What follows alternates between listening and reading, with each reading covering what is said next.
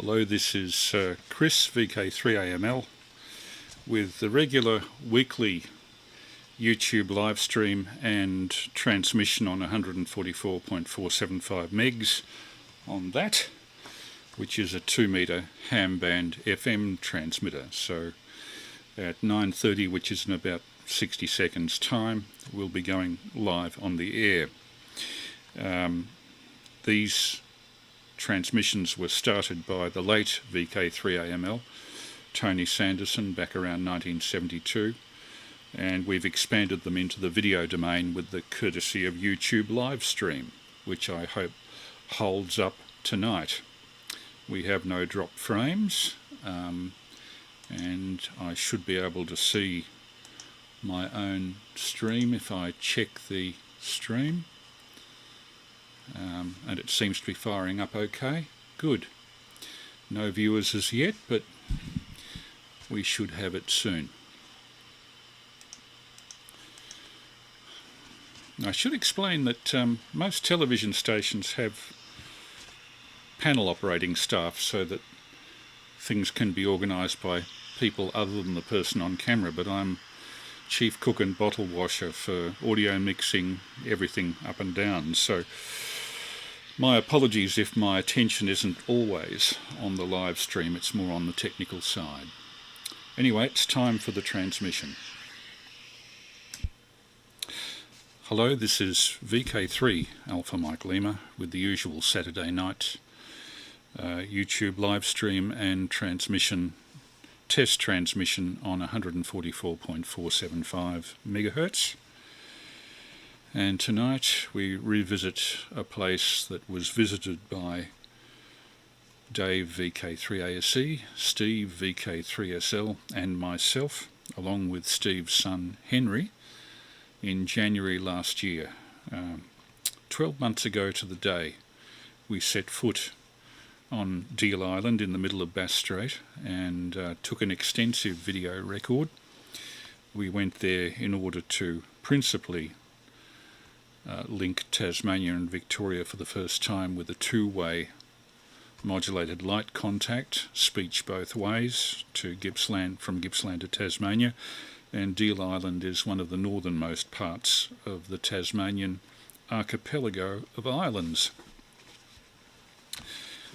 The video tonight is only 42 minutes long, so I thought to introduce it I might read a bit about Deal Island, of which very few people seem to know a great deal, from this excellent book which was published about 10 years ago, Reflections by Trouty and David Reynolds, published by 40 Degrees South, the Tasmanian publishers, and in it there's an excellent history of the Kent Group written by David Murray Smith, who's the son of Stephen Murray Smith, who was an expert on Bass Strait and everything related to it, who died in 1987. David's about my age, he'd be in his late 60s now, so we have a similar outlook on the islands, and somewhat similar background, though I haven't been half as often to the Kent Group, including Deal Island, than he has. So this is very much the writing of an expert on the history of Bass Strait, David Murray Smith, and I'll read. Bass Strait, to most Australians, is a region with a reputation for ferocious winds and wild seas. Come Boxing Day each year, and it's conventionally described as a treacherous stretch of water that confronts sailors in the annual Sydney to Hobart yacht race. So many ships have been wrecked in the Strait that the description as treacherous is indeed accurate. The Sydney to Hobart fleet does not in fact enter Bass Strait. The yachts sail to its east as they cross the western limits of the Tasman Sea. Surfers celebrate legendary surfing location on its mainland shores. Tourists admire the colonies of fairy penguins and fur seals.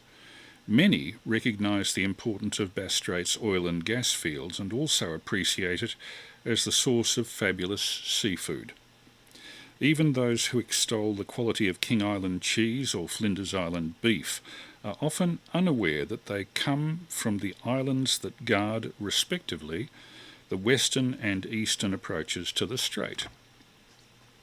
Bass Strait is nearly 300 kilometres wide from Tasmanian mainland to Victoria, and 400 or 500 kilometres long, give or take, and there are 120 odd islands in Bass Strait. The accepted number is in fact 126. Although this total is open to challenge, one person's desert island is another's kelp-strewn rock. Fewer than a dozen islands now have any semblance of permanent occupation, and only 3, King, Flinders and Cape Barren, still support communities of any size. The picture was quite different in the early 1800s. Sealers and whalers joined with escaped convicts to establish pioneer settlements on many of the smaller islands at the eastern part of the Strait. It's a stain on our history that many Aboriginal women were abducted by such men and forced to live in these island settlements. Some of their descendants still live on the Bass Strait Islands. Isolated farming families, lightkeepers, fishers, writers, poets and scientists have at times taken up residence on these Bass Strait Islands, although very few now remain. Some people return each year to several of the smaller islands for the annual mutton bird harvest. This is now a regulated industry and generates substantial income. But my suspicion is that what really brings the birders back is neither the money or the tucker, nor even the reunions, but rather the irresistible sense of place, the feeling of coming home.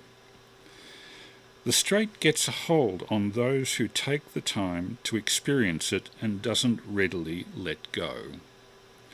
There is spectacular diversity in the character and appeal of its islands, but what they all have in common, apart from the prevailing westerlies, is a rugged and distinctive beauty and a wealth of human stories.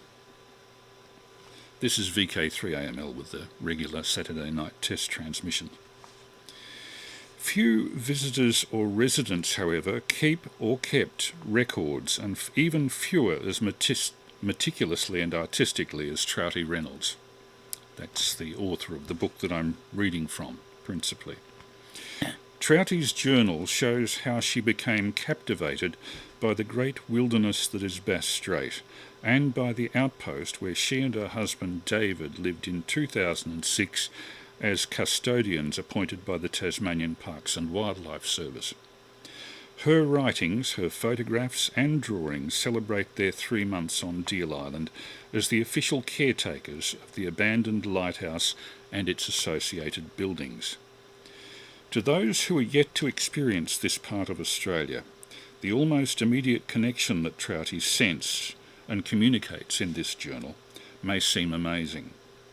To those of us who are more familiar with its timeless qualities, her reactions are utterly predictable.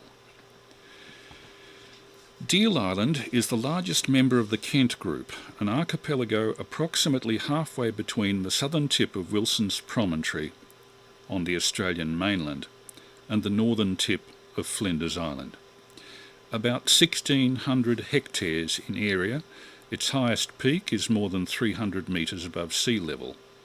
On a clear day it stands out on the horizon from elevated lookouts on the Prom or from Flinders Island, each some 60 kilometres distant. First-time visitors never fail to be impressed by the sheer beauty of the islands. If arriving in benign conditions, and we did, they tend to be struck initially by its startlingly clear waters and stunning granite cliffs, washed with brilliant orange and pale green lichens. Many a yachty has marvelled at how calm and secure a vessel can suddenly feel on sliding into Murray Pass, moments after being hurled around on the open sea like a cuttlefish shell.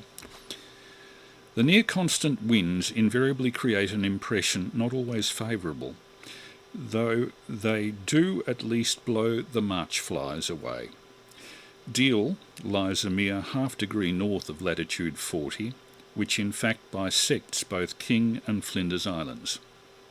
The seafarers who coined the term the Roaring Forties for the zone of westerly gales and notorious seas of these latitudes may not have known of Bass Strait, but the description aptly applies. Most travellers to the Kent group arrive by boat, as we did. These days, an increasing number of sea kayakers reach the island. This is a venture considered by some to be the Everest of their sport within Australia, the Trans-Bass Strait Sea Kayak Expedition. It certainly is not to be attempted by the unfit, ill-prepared or unwary, or, some of us might add, by the underanged. The abiding wonder for all who spend any time in the Kent group is that here is a magnificent, secure refuge and a safe anchorage in the middle of one of the most hostile stretches of water on the planet. And kayakers have the luxury of a choice of 4 fine beaches. This is a region where the weather forecast on the radio takes precedence over the news, or even the sports broadcasting, and that's saying something in Australia. When there's a gale warning east of the Prom, fishers and sailors run for cover. Ashore on Erith or Deal, you can go to bed looking out over an empty bay, then awake with a dozen or more boats chafing on their anchor cables with the wind whipping through their tussocks. My father, Stephen Murray Smith, once wrote that the Kent group lies just about at Bass Strait's pole of inaccessibility. Virtually nowhere in the region is harder to reach, which he realised when he first took our family to Erith Island in the early 1960s. This is, of course, one of the reasons people like Trouty Reynolds fall in love with the place. It's also one of the reasons the group remains unspoilt by avaricious developers, whether of the blatantly commercial or more subtle so-called eco-tourist variety. Yet there's more to the Kent group than its remoteness. On the chart it looks unprepossessing. 3 main islands, Deal, Erith and Dover, 2 small outliers, northeast and southwest islands, and enough reefs and offshore rocks to discourage the inexperienced mariner. All up, a bit under 2,400 hectares, that is 6,000 acres, or in the old money 9 square miles, 2/3 of it being accounted for by Deal Island itself. Look a little more closely at the chart and the details are revealed. An extremely indented coastline encloses myriad bays, each suggesting a unique character with hidden mysteries. Contour lines indicate great cliffs up to 200 metres along much of the shore and rising to some 300 metres under the Deal Island Lighthouse Tower. Dover Island on the map seems little more than a long kinked ridge running northeast into Erith. The latter boasts 2 distinct lines of hills separated by a grassy valley that links the opposing bays, as well as a remarkable rocky swashway, which you'll see, that visitors discover unites the 2 islands, Dover and Erith, at low tide. Twice a day, each island effectively doubles in size. Together they form an entity that begins to rival Deal Island, which lies to their east barely a kilometre across Murray Pass. Deal, more majestic than those in every respect, has 3 major watersheds and a much longer shoreline of 30-odd kilometres. It's also high enough, at more than 1,000 feet in aviation parlance, for the lighthouse on its peak to become enveloped in cloud rather too frequently. Shamefully, and despite protests from many quarters, the Deal Island light was shut off by the irresponsible Commonwealth Authority in 1992, after 145 years of continual operation. Short-sighted pragmatism and economic rationalism triumphed, and the mighty revolving sweep of the Deal beam visible on a clear night across so much of Bass Strait, was replaced by shipboard satellite navigation systems and a couple of puny automatic beacons blinking away on the outlying islands. The lightkeepers, not long after, were replaced by caretakers. Many of us at the time questioned whether this represented progress, and we still do. There is no doubt, however, that since the Tasmanian government resumed control of Deal in 1998, after 83 years of the Commonwealth Authority, the way became clear for coordinated protection of the group as a whole. The Kent Group National Park was finally proclaimed in 2001, and in 2004 an accompanying marine protected area was declared. The Tasmanian Parks and Wildlife Service established an official caretaker program in 2001, which has gradually evolved into a highly effective volunteer-based scheme organised around 3 monthly rotations, 3 monthly residences on the island. Of course, there's only so much you can learn from a map or a book. The real story of the Kent Group awaits the adventurous traveller. Trouty's journal published here provides an insight into what prompts so many of us to keep returning decade after decade to this particular location and to find its moods and voices, and the contrast between its islands ever fascinating and continually changing. Once you step ashore, every island becomes a unique world. In addition to its scenic wonders, we discover on Deal a substantial and important built heritage, a relic of the Lighthouse era. This includes the light tower itself, as well as the group's only jetty, and on the ridge above the jetty, the remarkable Captain Brown's Cottage, an original 1840s convict-built lighthouse superintendent's quarters. Since the 1970s, this has housed a museum of considerable interest, begun by the Erith mob and maintained by successive lightkeepers and caretakers. Erith Island retains reminders of its history as both a grazing property and a refuge, notably derelict stockyards and a diminutive cabin, as well as signs of nearly half a century of camping expeditions initiated by the Erith mob, in which I, David Murray Smith, have been lucky enough to participate from childhood. No evidence remains of the early sealers who apparently took up residence at Wallaby Cove, cutting timber to boil down the seals they'd harvested from Judgment Rocks, some 16 kilometres to the southwest. No trace remains of wallabies on Erith or Dover, though they were reported in the 19th century and are still common on Deal Island. Virtually the only hint of human presence on Dover is the 1.5 metre high rock cairn on its peak, a feature it shares with the 2 other main islands. These are probably all a legacy of the 1886 British Admiralty survey by HMS Myrmidon, although it has been surmised they could also have been from the earlier 1842 survey work of Lord Stokes on the HMS Beagle in 1842. The Myrmidon left behind more than cairns. Above Erith's beach, constructed a cross was constructed that marks the grave of George Philpotts, the 18-year-old ship's boy who died of dysentery and was posthumously promoted to able seaman as recorded on the cross. Apart from shipwrecks, at least 3 other deaths are recorded on Erith and 7 on Deal, including 4 young RAAF trainees in a wartime plane crash as their Airspeed Oxford hit the slope beneath the light on the 23rd of September 1943. You'll see the wreckage of that shortly.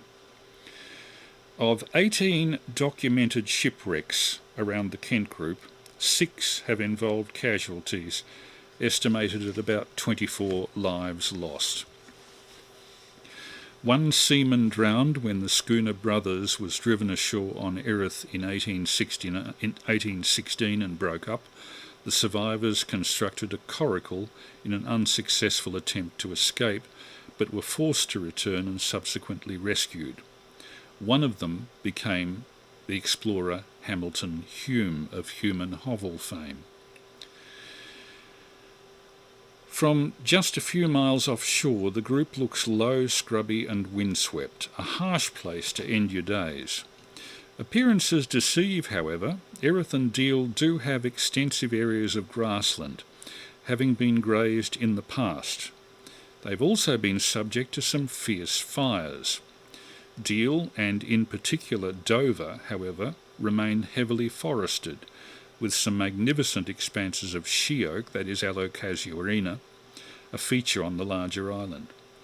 These two islands also support substantial stands of eucalypts, Eucalyptus nitida, which is surprisingly absent on Erith, although the latter does boast some ancient and mighty tea trees, Leptospermum, on the dunes above its beach.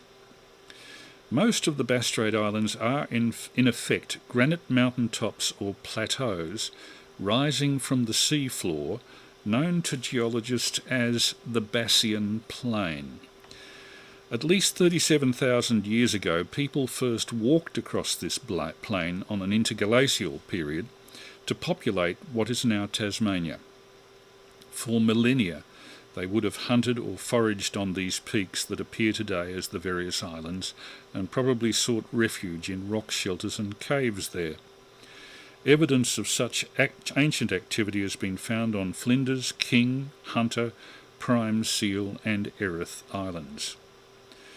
Archaeologists tell us that about 18,000 years ago, at the glacial maximum, the peak of the most recent ice age, sea levels were as much as 150 metres below where they are today. The gradual flooding of the Bassian Plain then occurred over a period of some 12,000 years as the Ice Age waned, reaching current levels 6,000 to 7,000 years ago. This is VK3 Alpha Mike Lima doing a test transmission on 147.475 and simultaneously streaming on YouTube live stream. If you care to look in on this transmission, on the video side, please Google VK3AML 8 January 2022. That's Google the phrase VK3AML 8 January 2022, and in about 5 minutes we'll be opening with a video of the expedition that Dave 3ASE, Steve 3SL, Steve's son Henry and I did in January last year. A lot of material that has never been publicly seen before, including some hundreds of photographs and lots of video shots. The average depth of Bass Strait today is only some 70 metres, remarkably constant and relatively shallow. The waters of the Southern Ocean surge into the strait from depths of 700 metres or more, beyond the continental shelf not far west of King Island. They spill out to a similar depth to the east of Flinders, in what hydrographers report to be a giant submarine cascade. This dramatic change in the topography of the seafloor contributes to the ferocious weather in the strait, when westerly gales push the ocean waters into and across the Bassian Plain. The Murray Pass, that stretch of water separating Deal from Dover and Erith Island, is a narrow, brooding body of water that rips along at 6 knots or more when the tide's flooding. We might perhaps expect a shallow underwater saddle to separate Deal from the other two islands, assuming them to be part of the one ancient massif. The pass actually drops nearly all the way to the floor of the strait, however. Its waters obscure what must have been, when Aboriginals passed through, a sheltered valley and watercourse. Perhaps uniquely among all of Australia's territory, the islands of central Bass Strait represent 4 to 6 millennia of human silence. Since the seas reached their peak some 6,000 years ago, there's no evidence of human occupation in most of Bass Strait until the Europeans arrived. Areas that had previously been inhabited became progressively depopulated, for reasons about which we can only speculate.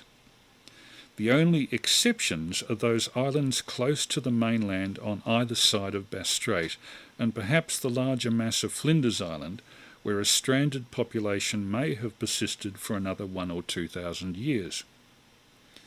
The rise in sea levels after the glacial period meant that the islands of Bass Strait should have been cut off from each other some 8,000 to 10,000 years ago. According to recent theories, however, the last land links to the mainland persisted till 6,000 or 7,000 years ago, with great sand dunes connecting what are now the various island groups of the eastern strait, the Bassian Isthmus. Today's Kent group would have been intermittently joined to the Hogan group in the northwest and to the Furneaux group in the southeast. These dunes may have allowed communication and migration for a period, but as they were dispersed by the seas, so were the inhabitants. The islands were left to the seabirds and fur seals for 200 to 300 generations. Well, that's enough about the geography of Bass Strait, as written very nicely by David Murray Smith in this book called Reflections. I'm just holding it up there, published in Tasmania. Now we'll go over to the video and photographs that I took with Steve 3SL and Dave 3ASE and Henry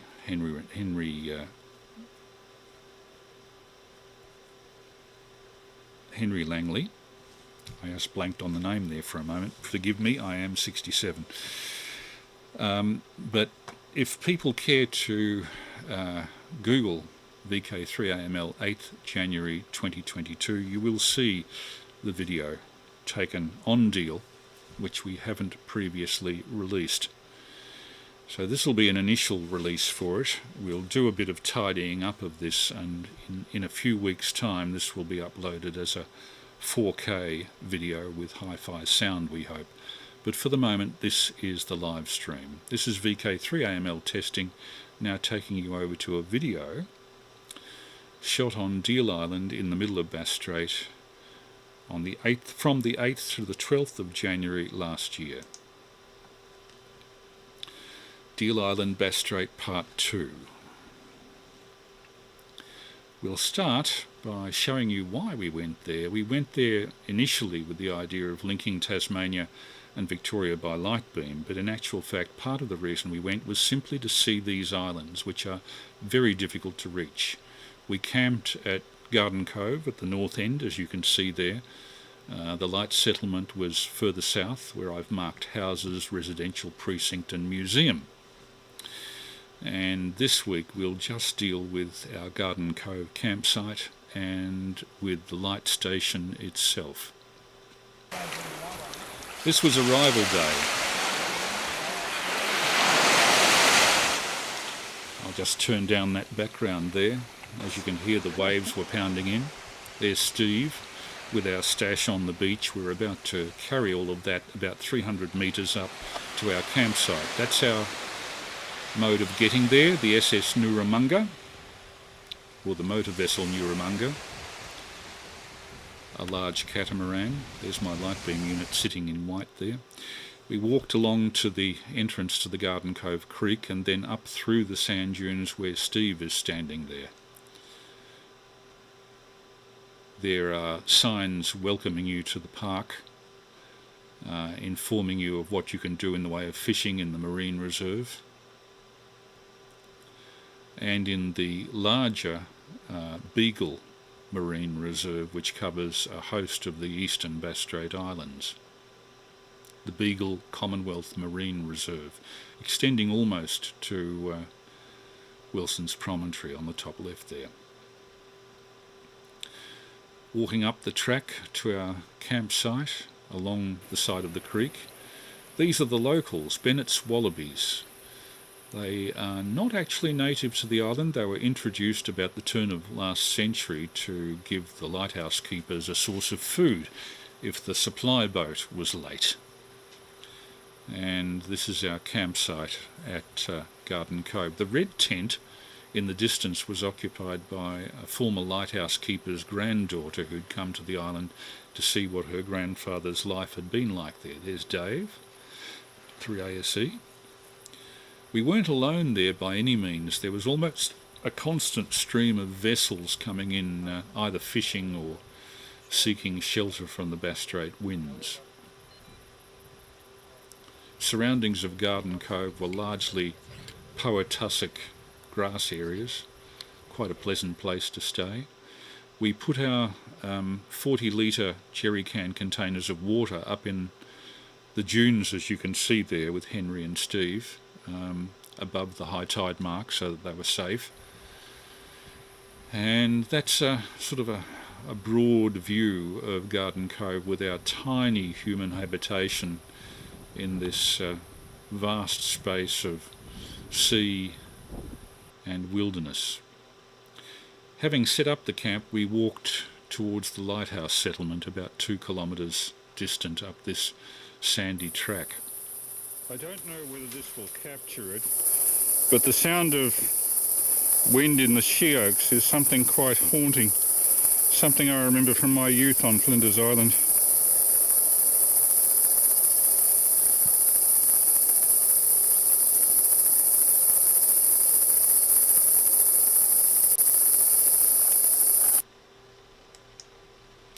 And then the track comes to the bottom end of a rather bumpy airstrip.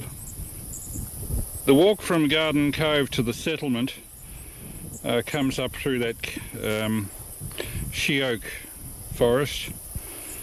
We go through this gate here into the old airstrip. The only problem in summer is the old airstrip is completely unshaded and rather unforgiving to walkers trying to avoid the sun. As we were, as you can see there. It's rather a long airstrip, about 1 kilometre long. They keep it clear now only for the use of National Parks Service people. And it's guarded by this rather aggressive group of Cape Barren geese who were honking at us, so we honked at them. And once they got used to the fact that we were competitors,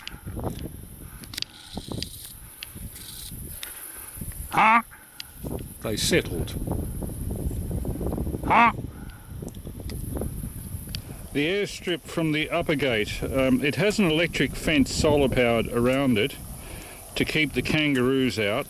Otherwise they can't land planes here. Pardon the jerky walk towards the gate. There's the airstrip towards the northeast and towards the southwest. The island's actually bigger than you think. You can hear the thumping of the electric fence. This is the swashway between Erith Island and Dover Island, and very distantly beyond you can see the mountains of Wilson's Promontory. I don't know what these ringlets were, but we found quite a few around that area. We're at nightfall, and this is Steve by the Telstra seat, which is about halfway along the track to Garden Cove from the Lighthouse settlement. And then we saw something that we'd only seen in photographs taken in 1890 by the first photographer to reach the islands, Archibald Campbell. And it was the peak of Deal Island and its lighthouse. There it is.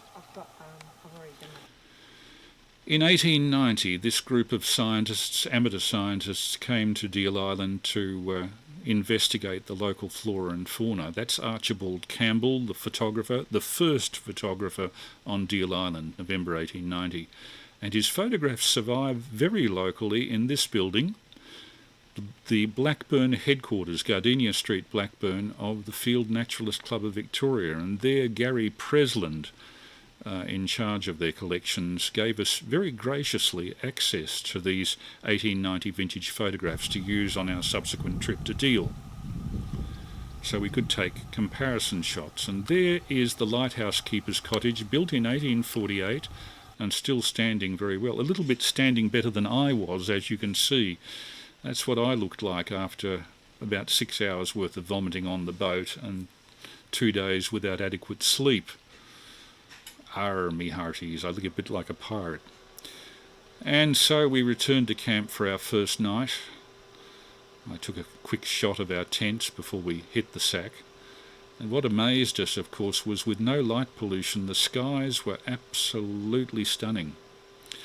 Up the middle there you can see the belt of Orion, the bottom left Pleiades cluster. This is looking south, that's the Milky Way. And this mad person is me inside my tent. It's looking down at my feet. It was about 26 degrees that night, quite hot, so I wasn't wearing a great deal. The next morning, just before dawn, Deal Island looked like this. Chilly wind, chilly damp wind. That's Steve poking his head out of his tent there and saying hello to one of the locals just down the track there. Sun was getting higher by this stage, and we all packed up our gear so that we could have a quick dip in the water down below in Garden Cove. That's Steve heading out for his morning dip. I headed out for mine shortly after. Quick look at the grass seeds in the dunes. That's the entrance to Garden Cove Creek. Again, the locals were out having a bit of a drink. So I took a stroll along the beach to the western end. Couldn't get much past these rocks. I noted that a lot of the casuarina that was growing near the water's edge was leaning away from the winds that had come in from the north. There's Steve sitting on a rock reading a book after his morning dip. And we did notice a number of bones around. I think these are actually bones of the cows and bullocks that they used to keep on the island. This is a remnant of an Aboriginal tragedy. An Aboriginal woman was shot and killed by a sealer here in April 1831. To supply slave labour for the sealing trade, the early sealers actually used to Shanghai Aboriginal women from Tasmania. And this page from George Augustus Robinson's diary documents the murder on the 9th of April 1831. This is a good 5 years before the establishment of Melbourne. And this is where the marker is for that. There was also a grave for this person in 1849. There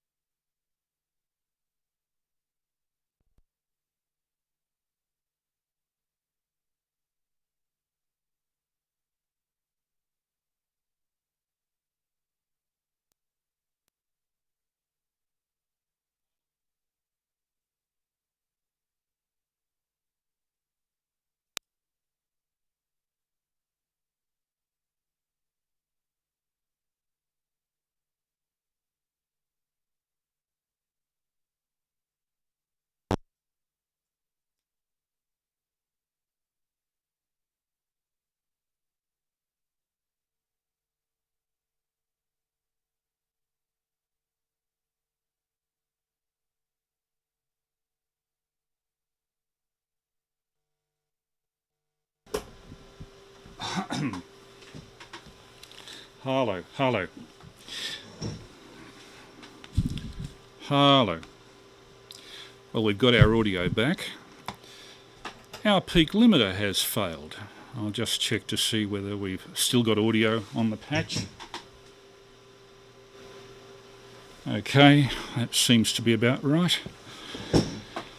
And apologies, these things happen, but the peak limiter has just popped its cork, so I've repatched out of the mixer. These things will happen. I am now in the market for a new peak limiter, and I'll have to be careful with my levels. I just hope that the audio will be back from our normal source. This is VK3AML having technical difficulties.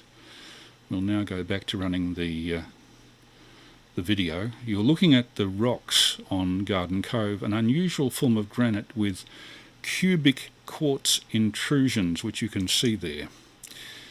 And in among the rocks, lots of cuttlefish shells. I don't quite know why the cuttlefish were so common here, but there were an awful lot of them.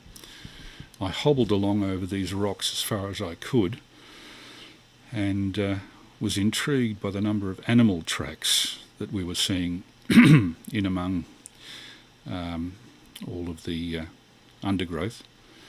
And as you can see, there's quite a wide range of bones. There's a Bennett's wallaby jawbone. But over on that far hill, that grassy hill, there's a pole. We never worked out exactly what it was for. We assumed it was originally to support signal flags, perhaps for visiting yachtsmen. Later on, this became a support point for a squid pole, with which we were able to erect an HF transmitting antenna and get back in touch with friends in Melbourne. Not very old pole, this one. It's got Public Works Department numbers on it, so I expect it's 1960s or thereabouts. On the left you can see our tents halfway up there, and there's Steve waving at us while I was taking a telephoto shot from about 500 metres away. General panoramic shot of the valley at the back of Garden Cove, and on the right there is where the sealers' camp originally was. I imagine there may be some traces of them there still.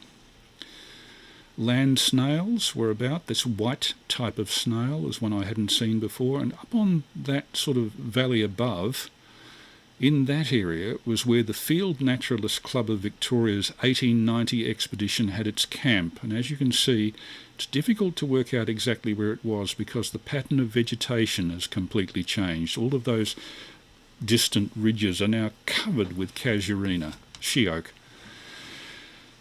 whereas in those days it was bald. You see the difference there. There's the casuarina forest, I assume because there was greater fire frequency now. And our camping spot was photographed in 1890, looking back down. That's the modern shot, back to 1890. And as you can see, casuarina was much less common on those hills on the left than it is now. Major changes in undergrowth, I suspect, caused by an increase of fire frequency. This is a place called the Telstra Seat on the Garden Cove track, where we've set up a temporary ham station 70 centimetres, 2 metres, using this setup, an FT7900, powered off 7 amp hour gel cells. It's not gel cells, lithium cells. And you can see we've got a VX50 there, a VX50 2 metre 70 centimetre antenna. That's a caravan TV antenna mast lashed to this seat called the Telstra Seat, so called because it's one of the few places on the island that has contact with internet and Telstra 5G. So this is where we were doing all of our high power 2 metre 70 centimetre stuff. We're near the track that comes from Garden Cove, which is there. And if I turn around, there, down below us, is what's called the Swashway. That divides Erith and Dover Islands, the two smaller islands of the Kent group. Murray Pass in front of them, and right in the distance you might just be able to see the mountains of Wilson's Promontory, somewhere between 60 and 80 k's away. Mount Vereker, Mount Latrobe, somewhere in there, Mount Oberon. So that's the lovely spot we've got for doing our VHF. Coming into the Lighthouse settlement from Garden Cove, you come to East Bay, that's Dover Island on the right, and this is the closest thing that we have on Deal Island to civilization, the Lighthouse settlement. Those are the old diesel drums on the left. They've stopped using diesel, more or less. And up there, if you look closely, there's a Cape Barren goose. So this is the entrance to the old Lighthouse settlement, the old diesel drums. Looking up the hill, there's some dross and a local dump. And now coming into the old Lighthouse settlement.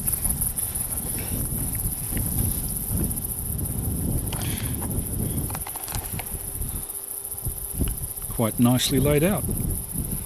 There's the solar panels. Massive solar array. They have 240 volt power here. And there's the old 1840s lighthouse keeper's cottage in its original condition. And another group of Cape Barren geese. We'll see inside that cottage shortly. It's been maintained in excellent nick by the National Parks and Wildlife Service in association with Friends of Deal Island, the volunteer group. This is Steve and his son Henry investigating the solar panel array. It supplies full electric power, 240 volts for the settlement, and has done so for about 20 years. And when we first booked to go to the island, the then Ranger Wayne Dick suggested that we could use their power. This was withdrawn without any particular explanation being given.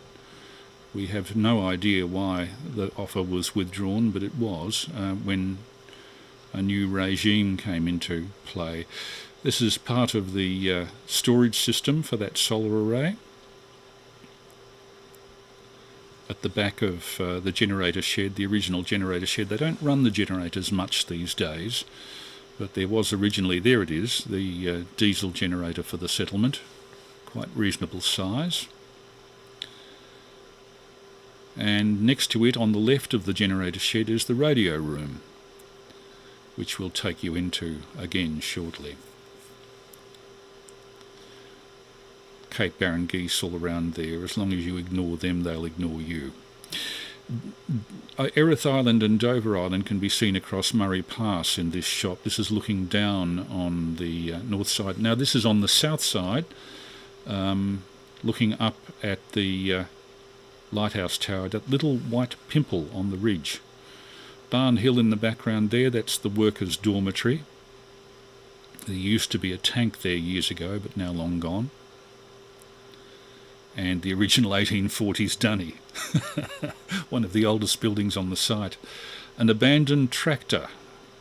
Nothing much survives long in this salty environment. This is the motor sheds, the equipment sheds, and I took a peek inside to see the only vehicle on the island, which is this Ranger vehicle, an electric vehicle. Steve, 3SL, investigating the rain gauge. We briefly thought about having a pee and causing a spike in the readings. We didn't. We didn't. And there's the original building and the wall of solar panels. And that is the workers', I suppose you'd call it, dormitory. Multiple bunks in there, kitchen facilities and whatnot, unfortunately inaccessible to us. Something that I've noticed when being here is a sound that I recognise from Flinders Island, and that's the whistling of the wind through the she oaks. which you may be able to hear in the background behind me.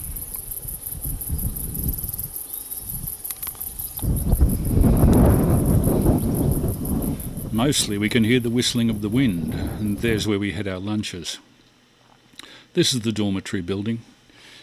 Originally Wayne Dick offered us the use of the water there, the toilets, refrigeration, power, and as long as we provided our own bedding, the bunks. But for some strange reason, all of those offers were withdrawn. I took a few photographs through the windows. We didn't go inside, just to see what had been withdrawn, and it was a bit sad that we had to, rough it in tents at the other end of the island rather than use these facilities. But that's the way the cookie crumbles. We're still investigating the possibility of being approved for the usage of this. There was some sort of ban placed on the usage of it, but there's no problem with Friends of Deal Island using it, so why not a serious video and radio expedition? I don't know. One of the regrets of the expedition. However, we did see some rather spectacular scenery, as you can see. And to emphasise the remoteness, there is the Caretakers Building, that red brick building where a couple were in residence. They take a 3-month residence, provide all of their own materials, food, and do daily work for Tas Parks and Wildlife in return for the privilege of staying here.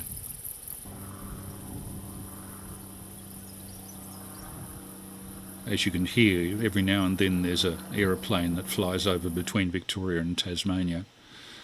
Also emphasising the remoteness, this signpost, where it's almost 1,000 kilometres to anything. 294 to Anglesea, perhaps. A view of the back of the caretaker's residence. Very pretty little cottage.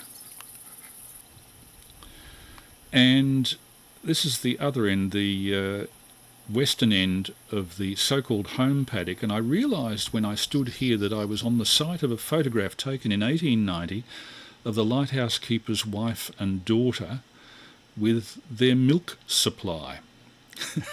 This is the lighthouse keeper in 1890. Charles Christie Brown. Big chap. He showed the Field Naturalist Club people around the island and stood for a few of their photographs. Died in 1912. This is him with the bullock team and the water cart. On the right there, that's Brown again, lighthouse keeper Brown, and the guys with the tam o' shanters are his sons. Now, the reason I got some of these photographs was that he has a descendant living on Flinders Island, the well-known singer Judy Jarks, here seen with her husband Sandro. So thank you for the material on your great-granduncle Judy. Getting back to comparison shots, that's the earliest photograph surviving of the lighthouse keeper settlement, November 1890, and the modern shot from approximately the same location. And what you'll notice is that up on that hill at the back, in the old days mostly eucalypts, now mostly casuarina, she-oak. So with increasing fire frequency, and I suspect the raiding of eucalypts by lighthouse staff for firewood, the eucalypts have nowhere near as common as they used to be. I think they're only now found on the south side of the island. This is the original lighthouse keeper's cottage, built in 1848, now a museum, and that's the earliest drawing of it from 1872. It's drawn by a visiting cleric, the Reverend Marcus Blake Brownrigg from Launceston, and that is Brownrigg.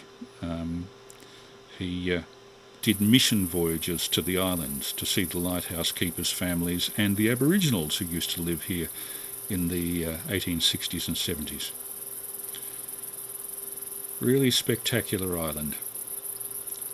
A general view from the home paddock. Almost a full 180-degree pan.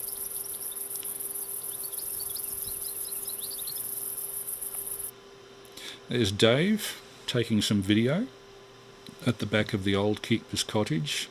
You can see where they get their gas supplies from.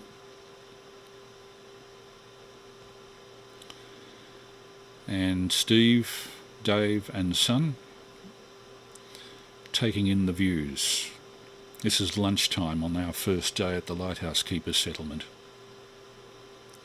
Taking a break with our food and water, which we had to bring over from Victoria. There's me in the back of the museum, and I'm about to take you for a tour of the Lighthouse Keepers Cottage and Museum. We go in through that entranceway.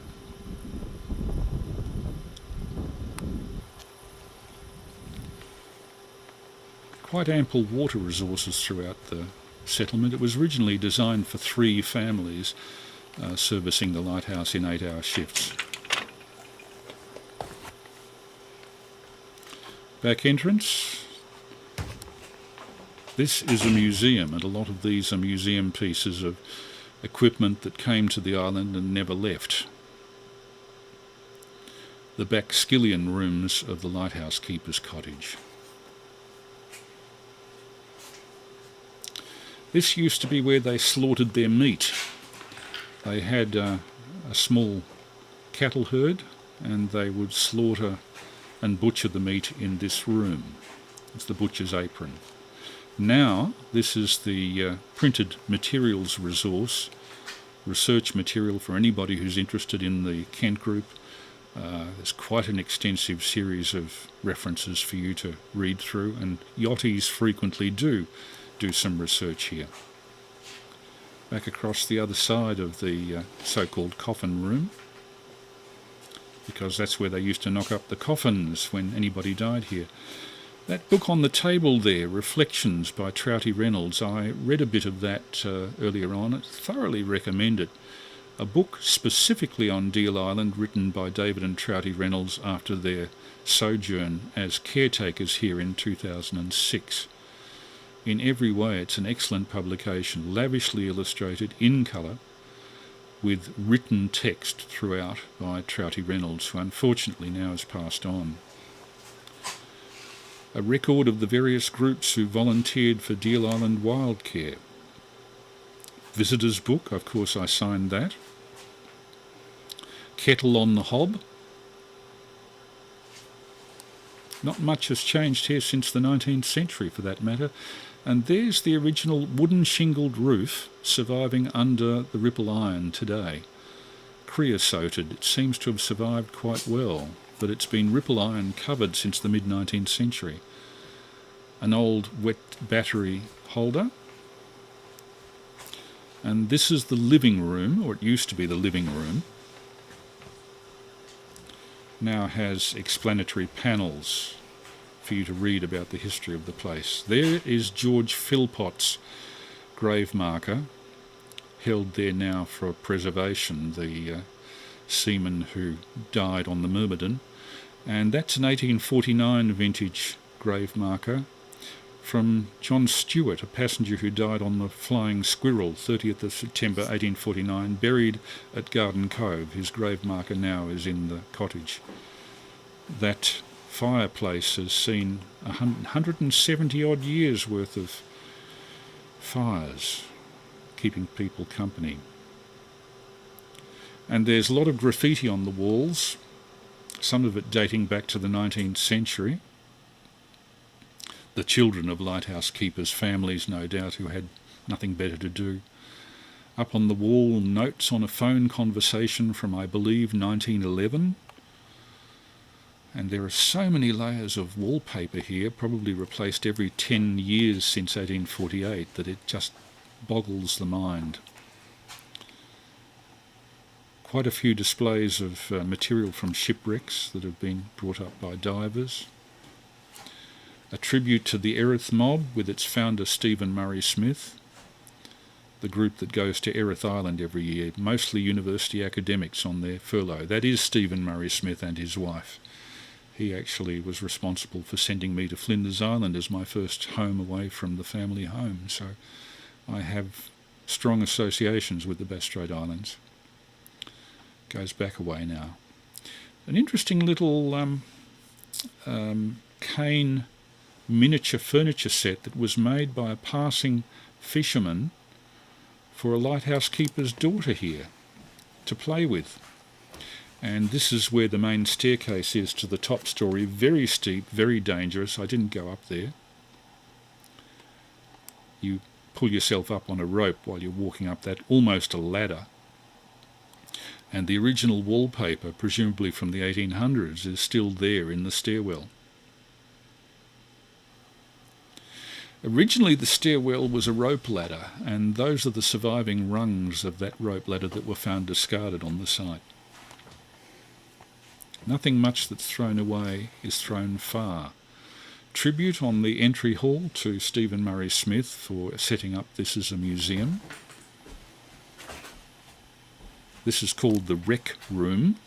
It celebrates the numerous wrecks that have occurred in the Kent Group, and where divers have brought up material that's been preserved by the Queen Victoria Museum in Launceston and then put on display here.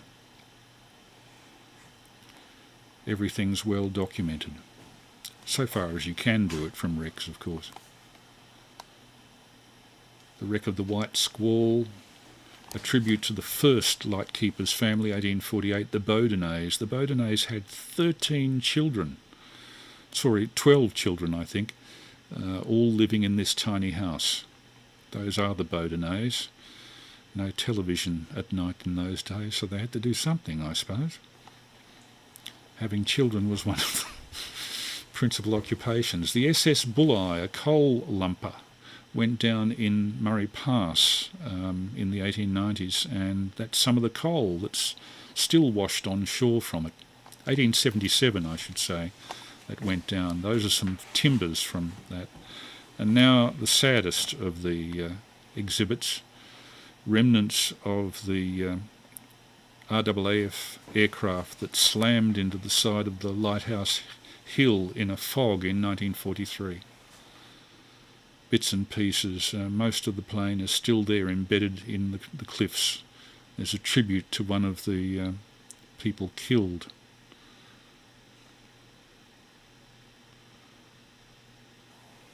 The Rec Room. And the view out the window, up the hill.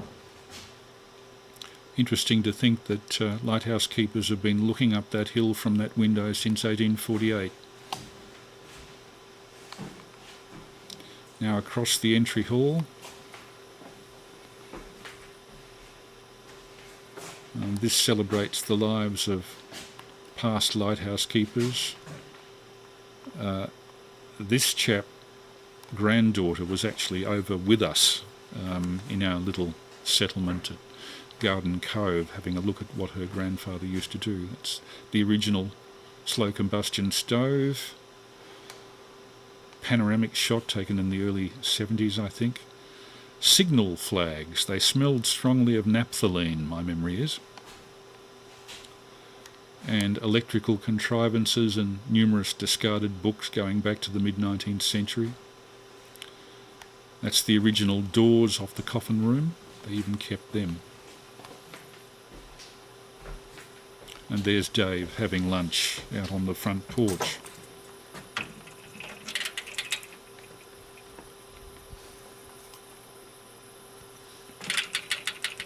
Just doing a guided video tour through the ruin. Looking back to the dormitory, and that is a frontal view of the old 1848 building. Notice to the right of the front door there's a dedication to the first Lighthouse family, March 1848, and for a house that was never connected to electricity, this earthing spike was a surprise. It probably was earthing for the telegraph or telephone from there and the 4 kilometres up to the lighthouse. The back of the old keeper's cottage is the inflammable materials store, which you just saw, and just round to the left there's a netted veggie garden, netted to keep all of the animals out, the possums and the Bennett's wallaby. and so they have an adequate supply of greens here round the year. Now let's have a look at the wireless shed. That's the shed on the left, the original wireless shed. Now the information centre as well. School desks on which the kids of the Lighthouse keepers would have done their School of the Air on. An early electric reader for wind direction and velocity. Battery charger. Very old.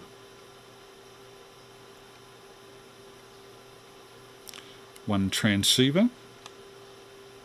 Probably a Kodan, I think.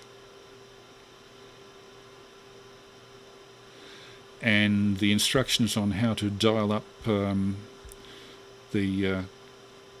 weather on radio at the sked times.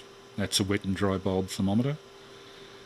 And maps are available there for hikers who'd like to hike around the island. That's the original telephone that linked this cottage with the lighthouse, which is right up on that hill on the left there. Glorious, glorious scenery. That's the thing that sticks in my mind from the trip to Deal. It takes the breath away and is really a surprise. It looks like a rock, it looks like a dot on the map, but when you get there you realise it's actually a very considerable size. So I sat down, had me lunch, and watched the Cape Barren geese. They really do look primitive, like the dinosaurs that they're descended from. And who's to say that dinosaurs didn't have feathers?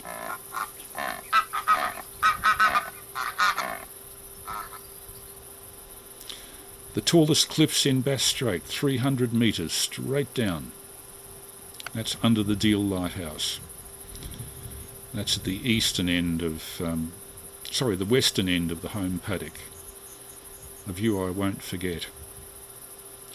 And a visitor in 1854 actually drew this view, or something very close to it. This is the work of the first Anglican Bishop of Tasmania, Bishop Nixon, who visited the island in 1854. These are photos of Nixon, first Anglican Bishop of Tasmania. That's his view looking back to the Swashway separating Deal and Erith, and another view looking to Southwest Island, I think. The first view that shows the Lighthouse settlement, taken from the lighthouse looking down. Obviously, even in 1854 there was a fenced paddock. And up Barn Hill we found one of the few graves on the island, a lighthouse keeper who died in service in 1924 and was buried on the island. Cirrus sky. We had truly magnificent weather for these few days. We were very, very lucky.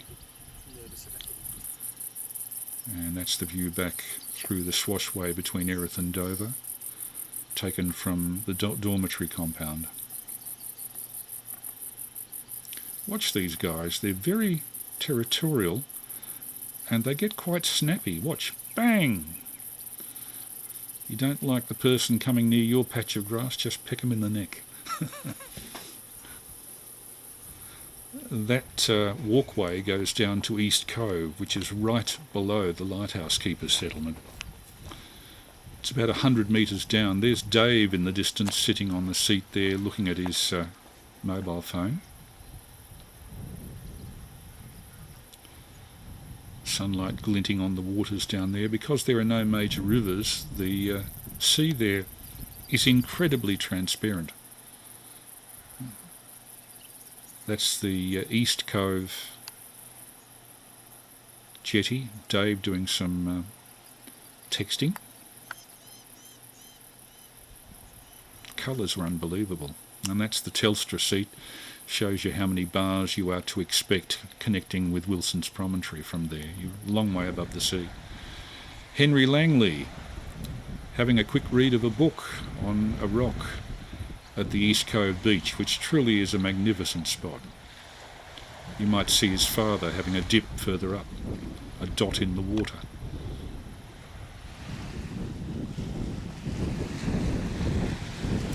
East Cove.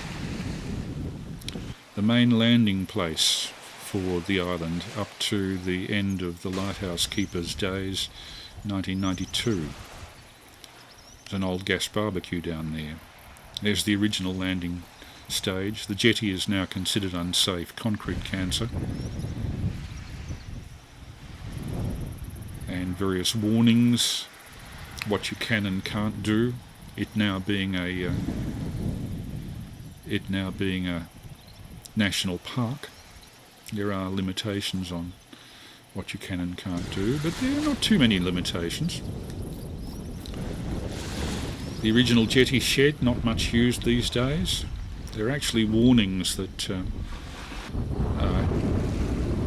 designed to indemnify the National Park Service, I think, more than anything else.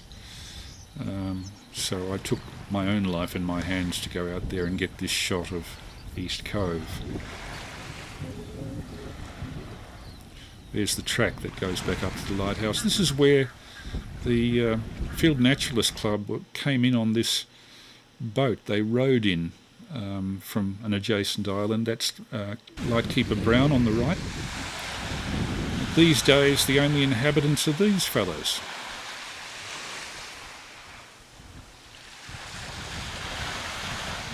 Oyster catcher, I think. Originally there was a haulage up the side of the hill where materials could be hauled up to the level of the lighthouse settlement, but that's all long since ceased. There's our return vessel, the Nooramunga, at anchor in West Cove over on Erith Island. We eventually went out on that boat the following morning. So that's the general impression that Deal Island left us with. Incredible views, wonderful history, very rich history of several different levels, archaeological with the Aboriginals, and in terms of the Lightkeeper settlement, the sealers, all the rest of it. So next week I'll assemble a video on the trip we made up to the light itself and the modulated light experiment we performed from there. So this is VK3 Alpha Mike Lima on 147.475, having had a catastrophic equipment failure earlier. We now have no viable audio peak limiter, so I have to keep on watching the audio level. So if anybody listening on the recording or direct knows where I can pick up a reasonable second-hand audio peak limiter, I would be hugely appreciative, because mine obviously has failed, and it sounds like it's failed permanently and catastrophically. I've now got the transmitter and the computer connected direct from the mixer rather than through the peak limiter. And I see we've had a slight realignment of our picture too. I'll see if I can get that back. No, looks like I might have bumped. That's it. I might have bumped that. So VK3 Alpha Mike Lima. Well, somewhat prematurely we've come to the end of our video material. So now I'll prepare for taking a QSO if we can, presuming that my audio is still going out properly on 2 meters. It sounds like it's okay through the monitor. And presumably we've got audio on the live stream as well, or at least as soon as I pulled the audio peak limiter out and put the mixer in direct. But that's a bit of a worry. It's a hot night in here, and that probably has caused a power supply to fail, and it still is quite warm. So without much further ado, it being 10:44 p.m, a quarter of an hour earlier than normal, I'll call CQ for anybody who cares to come back to us, and I hope I can mix you in. I'll have to take particular care with levels this time. VK3 Alpha Mike Lima now calling CQ on 147.475 and standing by for any calls.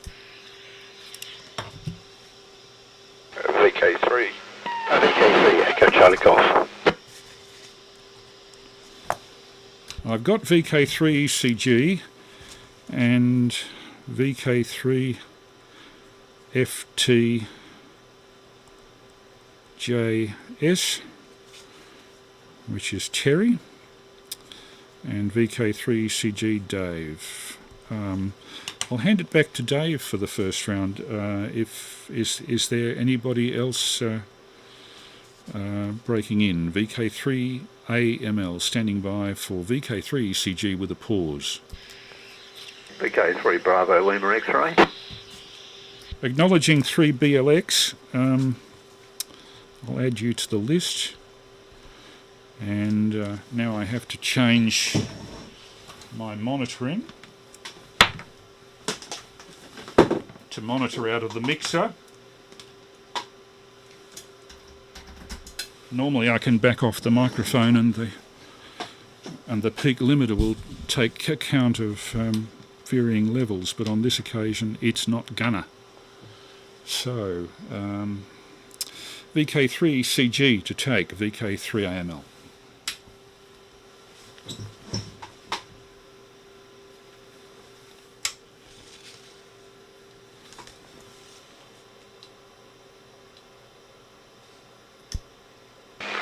VK3AML, VK3ECG returning, and good evening everyone else. Yeah, it's fascinating. I love that. I love the island, I must say. It's such a entrancing place, and I think you had such fantastic weather as well. When I saw those cirrus clouds, I thought that was absolutely wonderful. But I bet it was pretty hot. I was going to ask you about what the insects were like. Although being by the coast there, you've got a mixture of different things that could be around, and whether you were pested at all. Perhaps a bit different from the French island experience, which I remember you talking about another time. But yeah, fabulous, and thanks very much for putting that together. It was absolutely beautiful, and interweaving the history and those historical photographs as well, and just seeing the landscape change. And I suppose it's just part of that sort of cyclical change, and a fire would change things again, and then it would come back in whatever new form it was. But so I was just going to ask you as well, did you take any of the solar charging with you? I know you couldn't use their power supply. Did you have any charges for the lithium batteries you had, or did you just rely on having enough power for what you needed for the short period of time? That's certainly interesting to me in terms of taking small lithium cells out and about, which I'm starting to do now, which is really interesting. And the other thing was I'm just fascinated by the bones as well. Interesting selection. Yes, I think you're right. Those look like cattle bones to me. Although obviously there were the lighter, finer ones from the Wallabies and things like that. But those very heavy, broad bones look pretty much like cattle to me. Every now and then you can get confused with some of the pelvic bones from. Which can a little bit more solid, but they've got a very unusual shape in most of the sort of kangaroos and wallabies and so on. Every now and then we have mischievous people who do things, find a dead kangaroo on the side of the road, and then they dress it up in jeans and a shirt, and then we get sort of very worried people bringing them to us occasionally, but that's another story altogether. Back to you, Chris. VK3AML and group VK3ECG.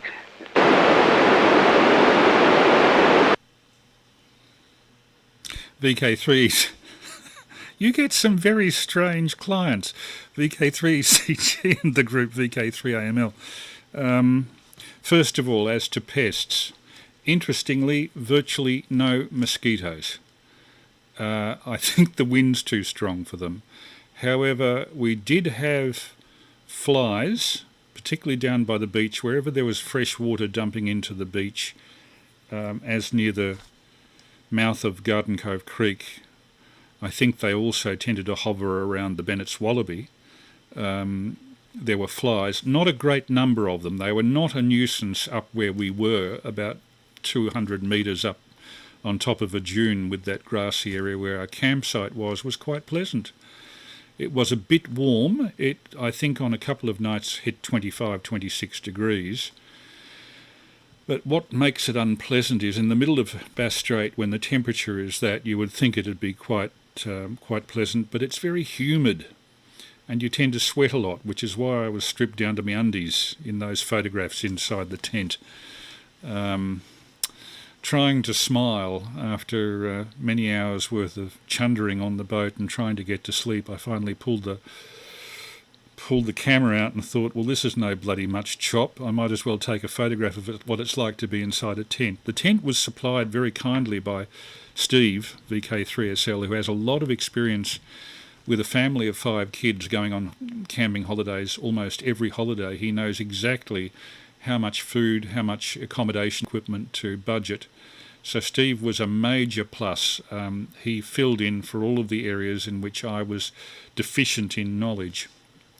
I have not the slightest knowledge of bushcraft, I'm the first to admit it. So I relied on Steve to just work out what we'd need, and he was spot on. The only area in which he fell down was in some of the food. We had a South African delicacy, and I'll put the word delicacy in inverted commas very firmly, called biltong. If I never see biltong again so long as I live, it's basically dried meat.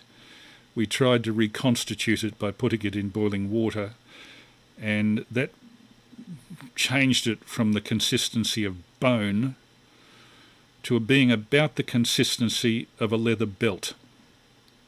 You could chew it, but you could not masticate it, if you'll pardon the expression. So biltong, whenever I see it on the supermarket shelves, it's walk a little bit faster, please, and ignore. Sorry if that might be offensive to you, Steve, but that was one area where we fell down. The rest of it, the pasta meals, all wonderful. So the group of people that we had there had a disparate series of complementary skills. I suppose my skills were in the light beam communication side, which we went there to as one of our principal aims. I also had done a lot of historical research and had been supported in that by Gary Presland at Field Naturalist Club of Victoria. Interestingly, that was after the Museum of Victoria, who has the same set of photographs, tried to charge me somewhere between $160 and $180 for access to the photographs if I wanted them in a decent scan. Gary Presland said, come along, bring your camera, feel free to copy what you need. All we'd like is a reference. Here it is, Gary. And to be able to access the photographic records you take. And interestingly, since our trip down there, a new invertebrate has been discovered on Deal Island, never recorded by science before. A kid, about 6 months ago, went over there and found a very large spider, which he put in a bottle. Took it back to the Queen Victoria Museum, who in turn handed the bottle over to a spider expert in Western Australia, and it turns out to be a whole new species, never recorded before, of wolf spider. So the kid, he's about 12 or 13 years old, has had a wolf spider named after him, and it's the one on Deal Island, only known from Deal Island, though Dave and I, on our previous trip to Flinders Island, actually saw a spider of about that size and shape at a place called Killiecrankie Bay at the north end of Flinders, which is only about 40 or 50 kilometres distant to the south east of Deal. So who knows, it might be a little bit more widespread than we think. But spiders, insects, invertebrates tend not to be as well documented, obviously, as mammals or higher animals. So there is still scientific expedition work to be done, even in the Bass Strait Islands. I hope that answers your question, Dave. I'll move on to take a call from Terry, VK3FTJS. I hope you got all of that, Terry, and thanks for the feedback on the text on the live stream. VK3FTJS, VK3AML. Yeah, good evening, Chris. Good evening to everybody else. Yeah, just a quick one. I found your replacement. Yeah, just after the net, I'll send you through a few links, and I found your replacement rather cheap. Okay, no worries, Terry. Any other comment? No, I won't stay with the radio side of things tonight. I'll go back to the text, but yeah, just letting you know that, and also yeah, a good video, and thoroughly enjoyed it. And yeah, enjoy your night, gentlemen, and I'll go clear now, and 73's 12. Yeah, 73, Terry. Thanks for popping up. Eventually, I'll put a more formal commentary on what I've put up tonight, possibly with supplementary material that I put up next week and upload it as a 4K, without that gap of the audio caused by the failure of our now deceased Behringer audio peak limiter. It was a very good audio peak limiter, but it has spectacularly failed, and I suspect it's the internal power supply, which tends to run fairly hot and close to the wind. I'll hand it over to VK3BLX. How have you been? Happy New Year to you, and I hope you enjoyed the video. VK3AML. VK3AML on the group, VK3BLX. Yes, good evening, Chris, and to Dave and Terry, hi as well. Yeah, fascinating, very interesting.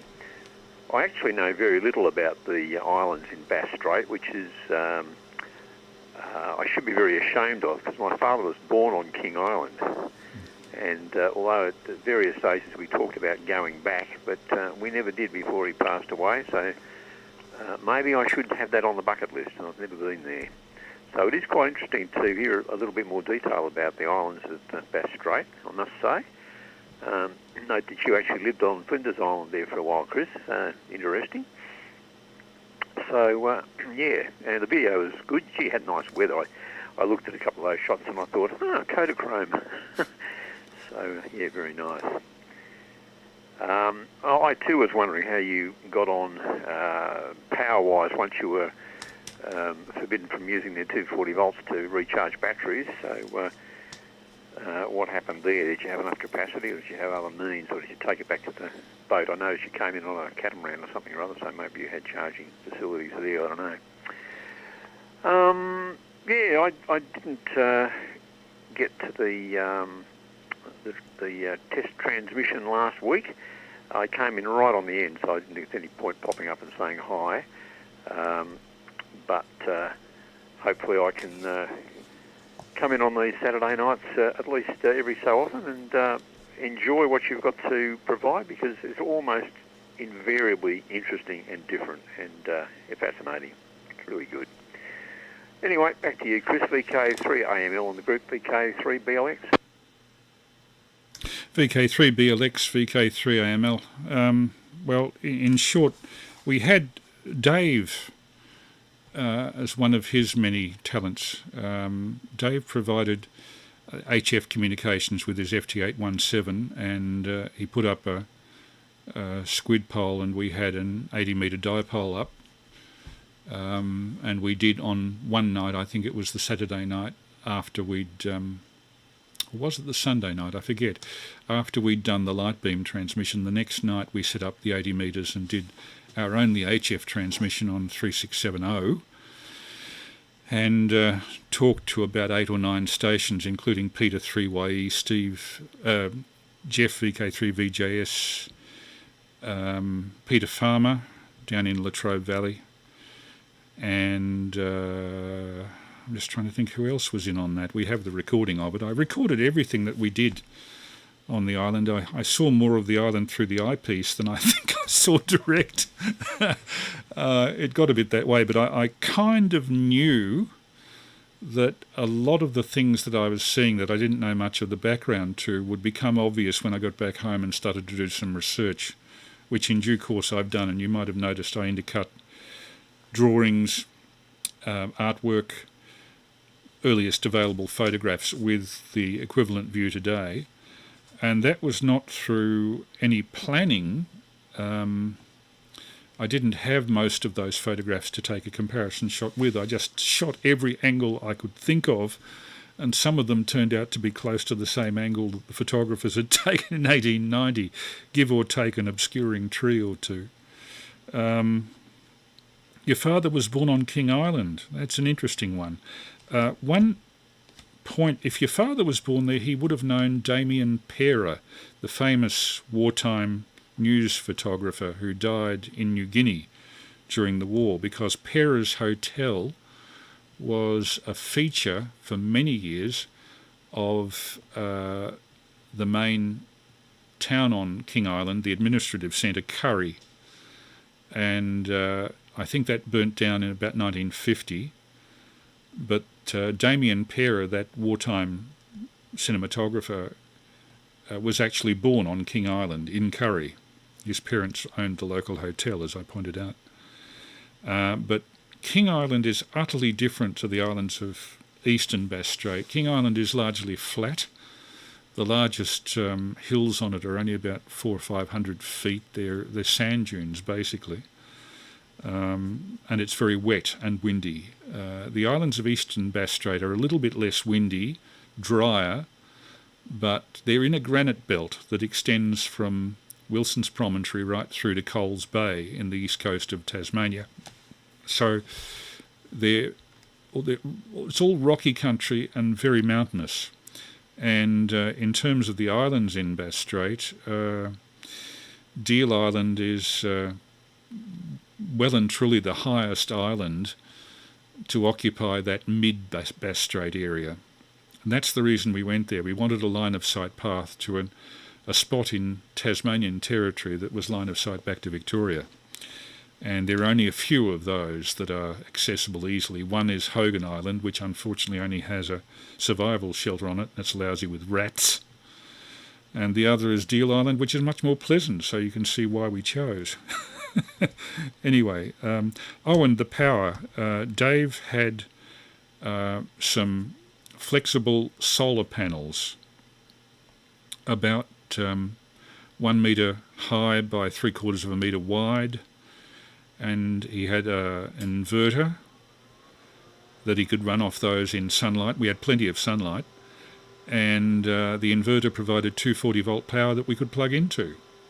So, bugger the restriction on their bloody highfalutin solar panel wall. We could do it ourselves, and did, thanks to Dave's expertise. Dave also, like Steve, knows a lot about bushcraft and how to support himself in the bush. And he's much hardier character than I can tell you. I tend to be the sort of person who is only interested in a place if it has two things. A place to shower first thing in the morning, and a place to have a crap.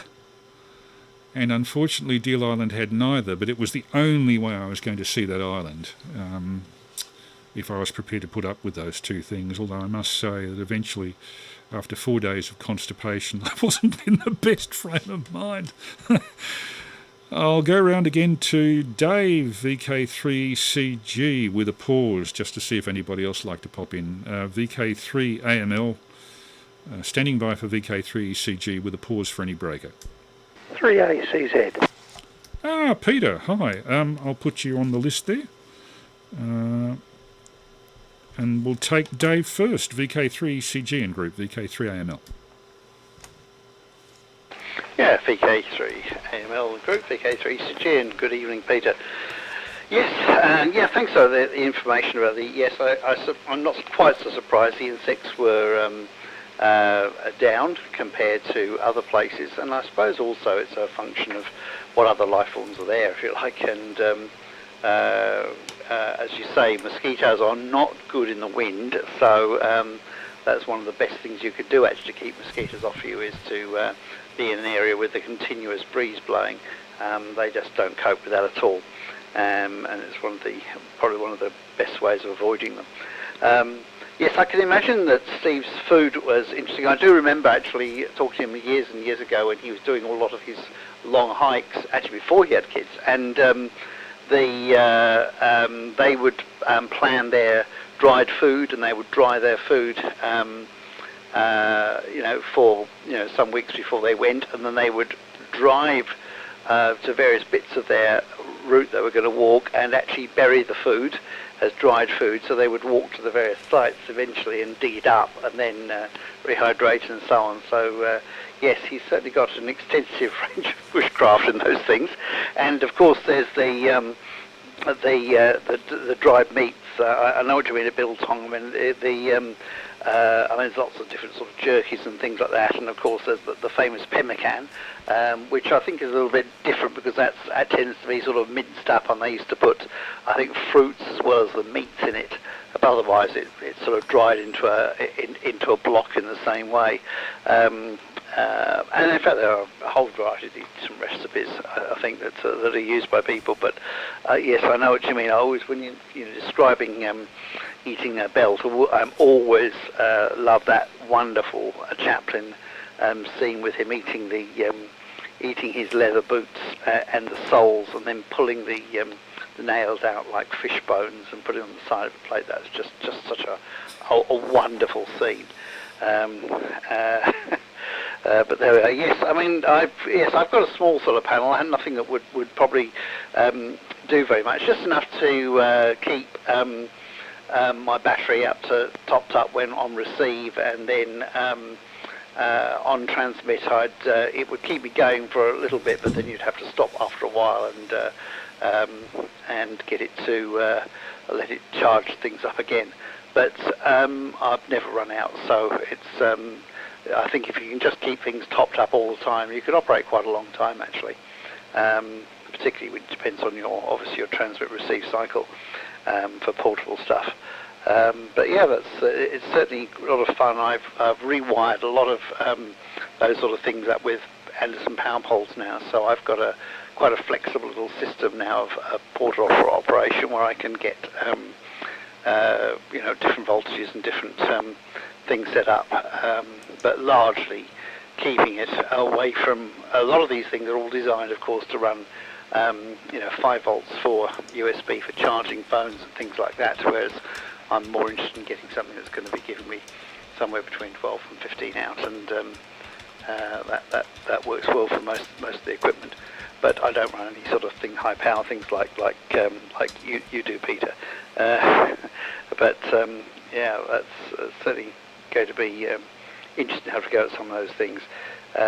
After we had some nice weather and then a little bit of rain, but I think it's going to stay dry for the next few days, I hope, and a little bit of clearing some of those other cloudy skies we've had for the last few days.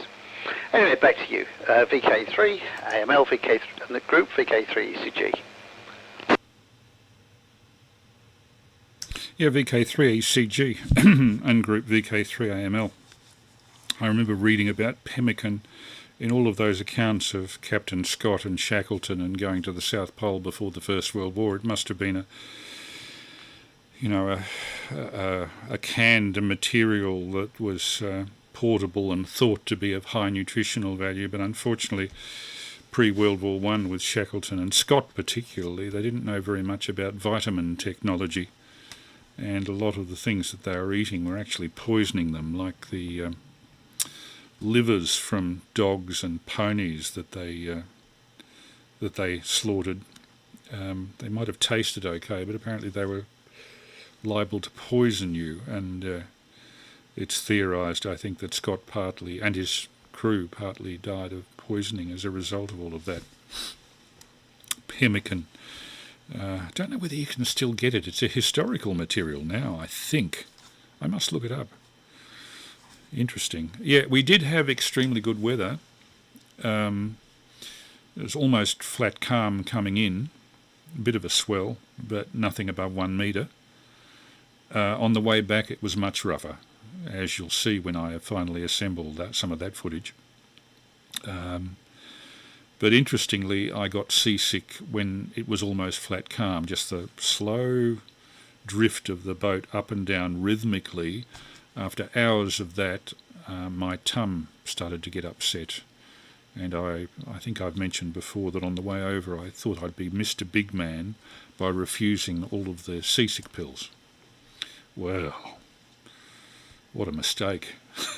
On the way back, Dave said to me, I have a few spare seasick pills if you need them, having seen me redecorating the back of the boat on the way down. He gave me one, and about an hour or two beforehand, and I felt fine on the way back, even though it was a lot rougher. So those seasick pills do work. I won't mention the brand name, but they do quell the problem. So we move on to Peter, and I really wasn't expecting you this week, Peter, because I thought you mentioned that you were, if you were going to be turning up, you'd be turning up late. You're very welcome. It was lovely to see you at the meeting of the Sherbrooke Radio Club the other night, and I found the syllabus items, I don't know whether other people found them the same way, but I found them fascinating. Use of ferrites for antenna tuners. A lot of facts I didn't know before, including what sort of ferrites to use for HF. And with the portable 30 ampere hour supply using lithium technology with an internal regulator designed by one of the guys in the club who's thinking of commercialising the idea, I say bravo. That would have been just the thing that we needed to take a lot of power to the island and not need to recharge. So before we take BLX, I'll hand it over to you, Peter, VK3ACZ. And again, wishing you a Happy New Year if I didn't at the meeting. VK3ACZ and group VK3AML. VK3AML in the group, VK3ACZ, and Happy New Year to everybody. Good evening, Chris, Dave, John, Terry, anybody else listening. I was in from the start. No, I wasn't going to be late tonight. What I did, though, was I got caught with that, 50 or 60 second overlap, and by the time I raced in and grabbed the radio microphone, Dave was already about to start talking. So, no, I was there from the start. First comment, before I get into the subject of tonight's on-air action, yes, our club meeting on Monday night, the thing that I took away, other than, yes, it was very interesting talking about balance and the such and the technical stuff, but it was that video from Mr. Electro Boom. Don't know the guy's name, but very, very funny. All the different ways he appeared to electrocute himself. I nearly split my sides. I was laughing so much it hurt, and I presume everybody else knows what I'm referring to. If not, Chris, you can you can tell them. Very funny guy. I've watched a few more of his videos since, and it turns out quite clever and quite insightful about all things electronic, and clearly does that because he fakes electrocuting himself quite a lot, even if what not to do. But yes, it was a great club meeting. But anyway, down to the subject at hand, I've got a question for you too. Nothing as insightful as insects on Deal Island. But first of all, I loved the stars. Oh man, did you take a couple of brilliant photos. That one, I immediately picked Orion, of course, constellation of Orion, and then the lovely one of the Milky Way. Even before that, a picture of the tents. I noticed that the crux, the Southern Cross, was visible. I wonder if you picked that one. That there weren't very many stars in that first picture, but it was also a goodie as well. The description of Bass Strait, thoroughly enjoyed that as well. 70 metres, had no idea. A relative of my grandfather's name was Jack Johnson, and one of his claims to fame as a diver was that he'd walked the length of Bass Strait in obviously one of those suits with the big heavy boots and the big round bell on the head and all that, but he was checking an undersea cable and was notorious for having walked it. Well, if it's 70 metres for the most part, that would explain it. And the other thing, the question. Yes, Chris, as I said, nothing as insightful as Dave's, but those pictures around the homestead and everything of the grass, does somebody mow that grass, or is it a kind of grass that doesn't get very, very long? Because it looked like an awful lot of effort for somebody if they do mow the whole thing. But anyway, I'll put it back to you. Forgive the extended waffle. VK3AML on the group, VK3ACZ. VK3ACZ and the group VK3AML. No, it's not a bad question. They have that electric car, the Ranger, and it can tow a mower. They periodically mow the grass in the home paddock, but I believe from what they were telling me, they get a lot of assistance in keeping the grass down from the Cape Barren geese who eat the grass. That's probably why you see so many fat Cape Barren geese there.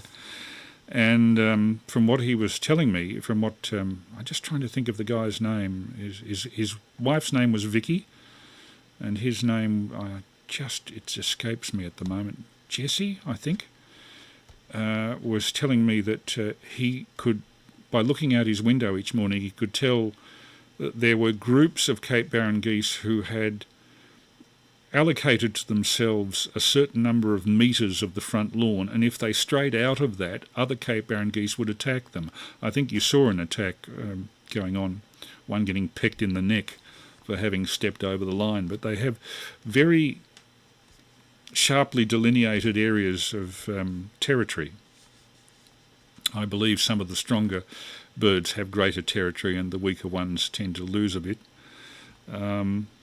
But the bird life, one thing I regret in the trip was that I didn't have a bird hide or the time to set up a bird hide, because there are a couple of places, particularly where there were dripping taps from a tank, where some of the smaller birds, the flightier birds, the finches and the willy wagtails and such, flame robins, would congregate, and I didn't get 1 foot of film of any of it because every time I tried to approach those areas they flitted off.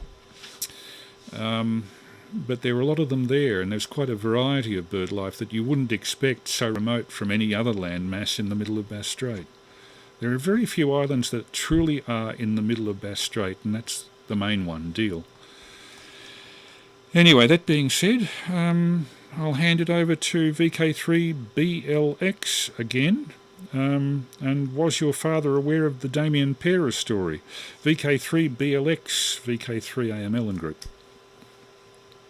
VK3AML and the group, VK3BLX. Yes, he certainly was, Chris. He lived next door to them at Curry. They were friends with the family. So Dad knew Damien, and there's a brother too. His name escapes me. But they grew up, and I guess they played together. I think Dad was probably a couple of years older than Damien. But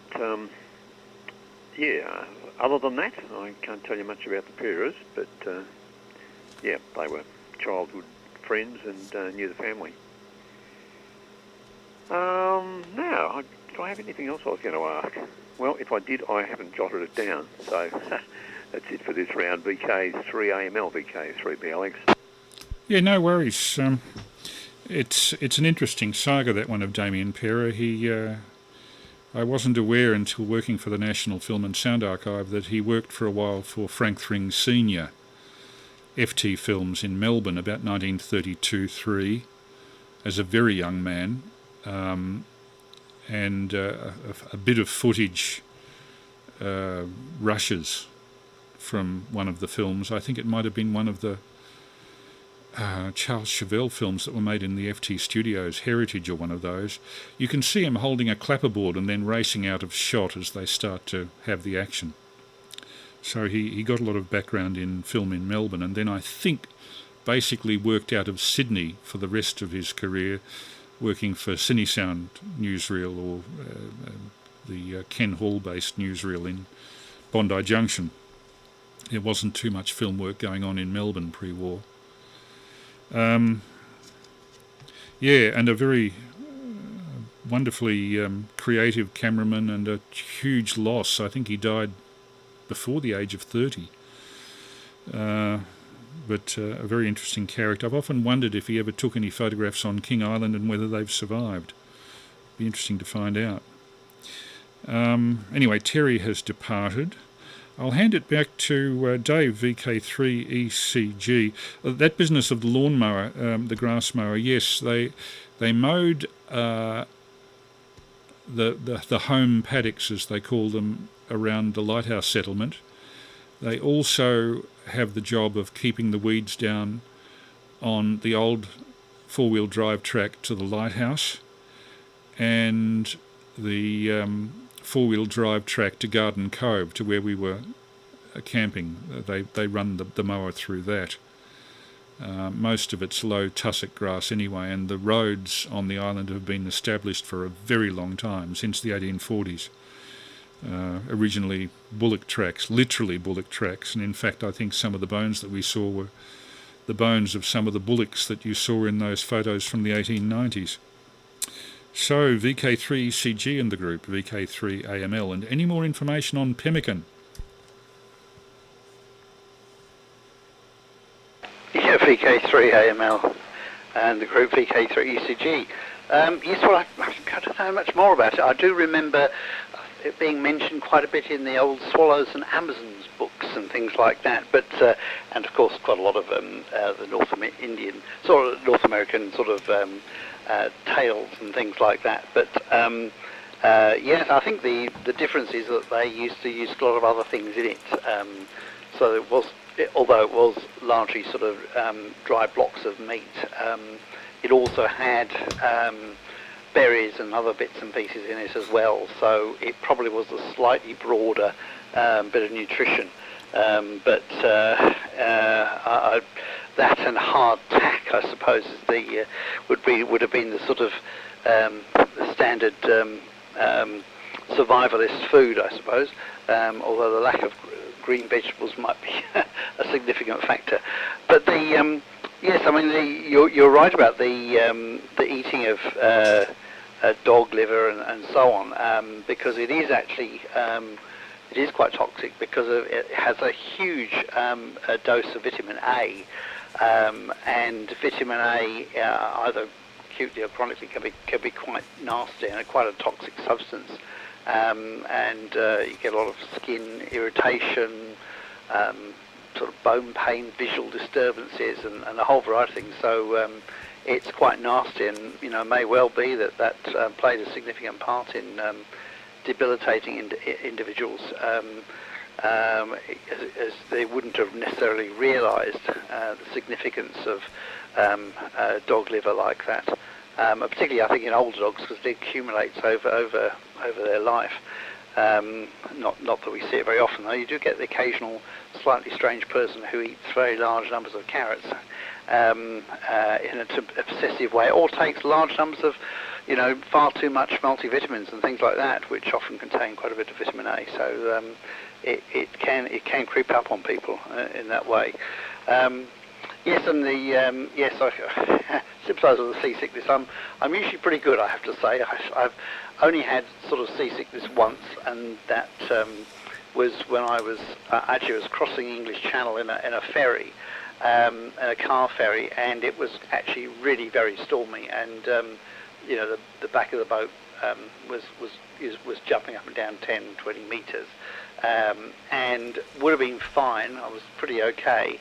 But a yacht was in distress in the middle of the English Channel, and the ship stopped to assist this small yacht. And of course, as soon as the ship stops, the stabilisers that are in use on most of these ships to avoid all the pitching and the yawing and so on, are ineffective, because it requires the ship to be moving for the stabiliser fins to actually, which are continuously adjusted to stop the ship rolling and so on. As soon as the ship stops, of course, and then of course the stabilisers are ineffective, and that's when things really started. I wasn't physically sick, but I must admit, when I got to land, for the next half hour to an hour, the dry land was moving, which goes to show you how much it has affected me. But normally, most of the small boats, and actually quite reasonably large boats, I'm okay, and I don't usually take stuff. But the thing to do is get the scopolamine patches. And put them on half an hour beforehand. There's just skin patches, and they're usually very good. Otherwise, you've got the standard sort of antihistamines and phenergans and things like that. Okay for adults, not so good for kids, but otherwise, there's not much you can really do. If one of the people are affected, you just get affected. But I was actually, I must admit, I like the I was interested in you saying, how many of your photographs lined up with the photographs that were taken from the field naturalists and so on. And I suppose that's probably a function of aesthetics, isn't it? They would have looked around for what they thought was, an atmospheric and interesting photograph, and no doubt you were doing the same thing. And no doubt the scenery lent itself to particular places. In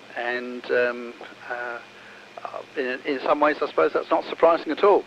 But anyway, back to you there, Chris. VK3AML and Group VK3CG. VK3CG and Group VK3AML. Yeah, it's.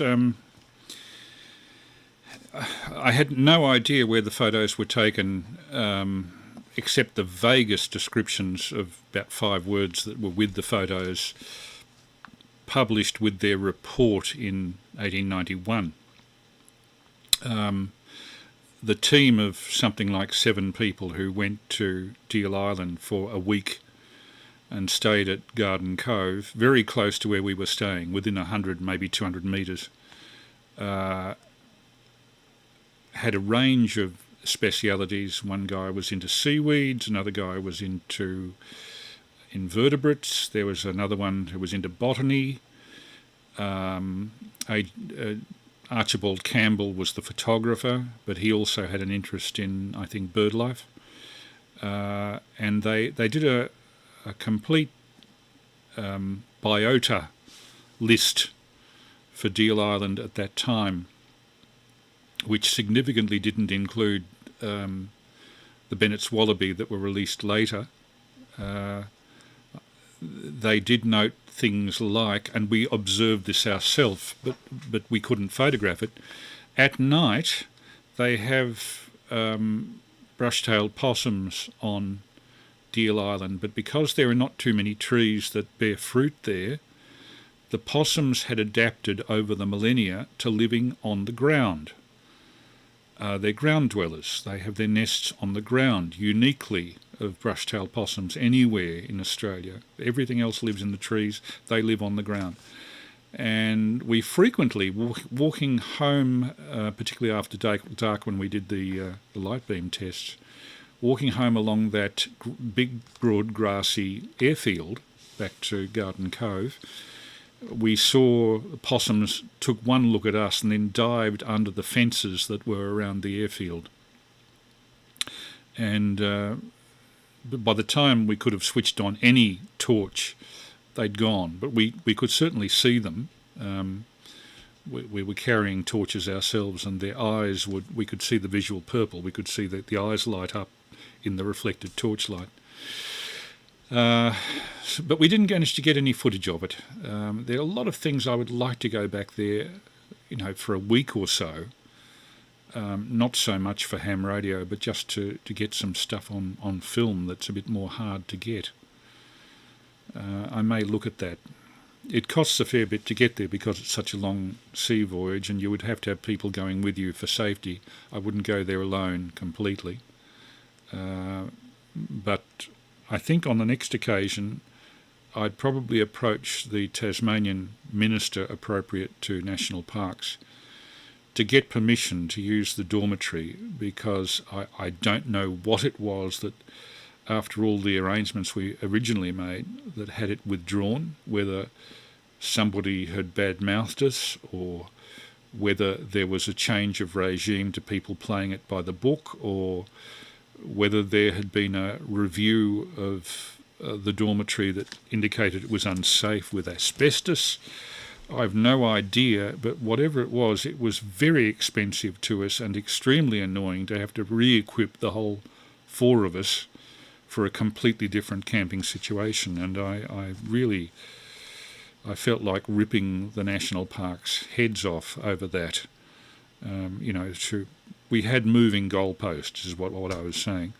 And it was embarrassing for me to have to go back to the other guys, Dave ASE, Peter, and Steve 3SL, and say, we've got to change it again, either the departure date or the equipment that we need, or. Frustrating. And sometimes I don't think National Parks looks at it from a user's perspective, even if it's a situation where they may be gaining historical documentation or appropriate publicity, or allowing somebody like us to achieve something technically significant, like the first modulated light across Tasmania to Victoria.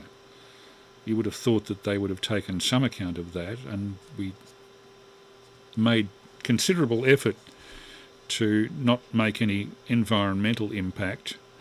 What happened subsequently, there was a bit of bother. Somebody who had, presumably a yachty, had dumped bags of human excrement within about 50 yards of where we were, and the people who were resident on the island assumed it had been us. I checked with Steve, I checked with Dave, I checked with Henry. None of us, we could all account for our poo. I brought mine back in a sealed plastic container, and Steve and Henry gave me a description of exactly where they'd buried theirs. Buried, please note. But, I got a phone call from the National Parks people saying, "Did you leave something on the island?" "No, what?" "We found bags of excrement, and we had to spike the bags to get the fluid out. We don't really appreciate that." And I said, "Well, it's not us. So what are you assuming that it's us for?" "Well, it's where you were camping." Oh, it wasn't actually. The only reason I knew where it was that the girl who was camping down the hill from us, Lighthouse keeper's granddaughter, said, "Did you see those bags?" I said, "What bags?" She said, "The bags, the plastic bags that smelled." I said, "No." This was on the boat on the way back, so that's all a bit of a mystery. But I suspect that one of the many yachties that we saw in Garden Cove sheltering while we were there, if they had a galley that had a full toilet, they probably would have whisked it away to the island, expecting it to be so remote that nobody would ever detect it. Well, it sort of palms the problem off on us. So I hand it to VK3ACZ, VK3ACZ and the group VK3AML. VK3AML and the group VK3ACZ. Well, I'm sorry I can't beat that last bit of discussion about leaving poo behind, but there you go. Chris, I suspect you were right on the money when you theorised during the broadcast that the eucalypts or the vegetation had changed so much because a lot of it would likely have been burnt. But that was fascinating what you just said about brush-tail possums living on the ground. That's definitely one worth recording. By the way, I enjoy so much your presentations about Deal Island. I promise I'll never get sick of it because I'm not likely to get there, but would dearly love to. And I think even more so after I saw the picture, the two pictures of the stars. I could imagine laying on the foreshore there, so long as I wasn't being attacked by marauding little penguins, and just looking at the stars all night. I don't think I'd ever get tired of that. Not to mention the beauty and the scenery, especially with those cliffs that I don't know why it didn't gel with me the previous times I've seen your photographs, but those cliffs leading up to that lighthouse were just something to really behold. Brilliant stuff. Now, you mentioned bird hides, little thing I found out, well, I read about first, but proved in practice. Many birds, and I've tried this out on a lot of water birds and wedge-tailed eagles, can't count. So when you do make a hide, go into it with two people and then get one to leave, and you will be fine, because for some strange reason birds cannot count. They just assume the danger is gone. Just a little thing for you to contemplate if you do decide to make a bird hide at some stage. Can I guarantee it works on every bird? Well, every species, no, but it's worked, as I said, on the ones I've tried it out on. And things like the water birds too, many of them are blessed with exceptionally good eyesight. Well, we know the wedgies are. The wedgies can spot mice and little rodents from incredible distances, thousands of feet up. And swamp harriers and falcons and that are blessed with similar eyesight. But again, their big failing is that they can't count. Anyway, moving on a little bit. Just something else I'd like to tell you, breaking the subject of Deal Island just for a moment. this afternoon I went out, I met three fellow hams that were having a little portable operation in the Churchill National Park there at Listerfield. And there are a couple of 817 Yaesus set up. Now, I think that's what you were using on Deal Island to talk to all of us on 80 metres, and it was a lot of fun too. I love hearing the recordings of us all, and Peter Parker coming down to 8 milliwatts and the like. But anyway, on 20 metres with 5 watts, I got a contact with Thailand this afternoon, and I was super excited. I was jumping out of my skin. And to think that you need a kilowatt to converse on 20 metres, how about that, eh? And then the other thing, sunspots have been a little bit down because the good ones rotated away from us, it seems. 15 metres has been staying open till 2 o'clock in the morning at different times, or around about Christmas it was. It's gone a lot quieter, but I noticed that the solar flux is increasing, so things might improve there. Enough for this over. I might comment about the lightning we had in the last 24 hours in the next over. VK3AML in the group, VK3ACZ. Yeah, leaving a pause. VK3ACZ and group VK3AML currently working without his audio peak limiter and directly out of the mixer. Now, eucalypt predominance, yeah. In those earliest photographs of Deal Island, there are fairly obviously quite a few eucalypts around, and as we said, the fire frequency plus the need to for fuel on the island would have depleted the eucalypts faster than the she oak, which now predominates. I'm told that there are remnant stands of eucalypt on the south end of the island that I didn't actually get to, near the wreck of the Caretani on the south end of the island, below the lighthouse. And talking to the caretaker on the island, he had a good pair of binoculars, and he said, look over at Dover Island, which is the third of the 3 island group, the major islands. Dover very rarely gets any human intrusion. It's been uninhabited because it's steep. And if you look with a pair of binoculars across at Dover, what you're seeing is basically the way the forests in the Kent group were before human intrusion. And there are a lot of small eucalypts, Eucalyptus nitida I think it is, over there, but only remnants of them on Deal Island. They're almost gone. I was told by a botanist subsequent to our trip that she oak, casuarina, drops these little seed pods hard like tiny pine cones, and where ground is disturbed or the fire frequency is high, the she oak tends to spread, and it certainly has spread all over Deal Island, the great forests of it. It looks like it's fairly open country. I don't know whether you look closely at the foot of some of those she oaks that I took in the undisturbed she oak forest, but it's almost impenetrable undergrowth. Just the build-up of crap on the ground is such that you'd be wading through it, and I don't like walking through country where you can't see your ankles, because you never know where there's going to be a snake, and there is one species of snake on Deal Island. It is venomous. It's the green-lipped whip snake. There are also redback spiders there. A number of things that could do you harm, and I prefer to be able to see my feet. I don't know whether people have that same problem as I do, but it was the same on Flinders Island, except Flinders Island is lousy with tiger snakes and copperheads, and so you greatly prefer walking on open country, wherever you can see your ankles. The stars. I was hoping that when I was on the island I'd get a full moon. I didn't. We got a new moon and no moon at all.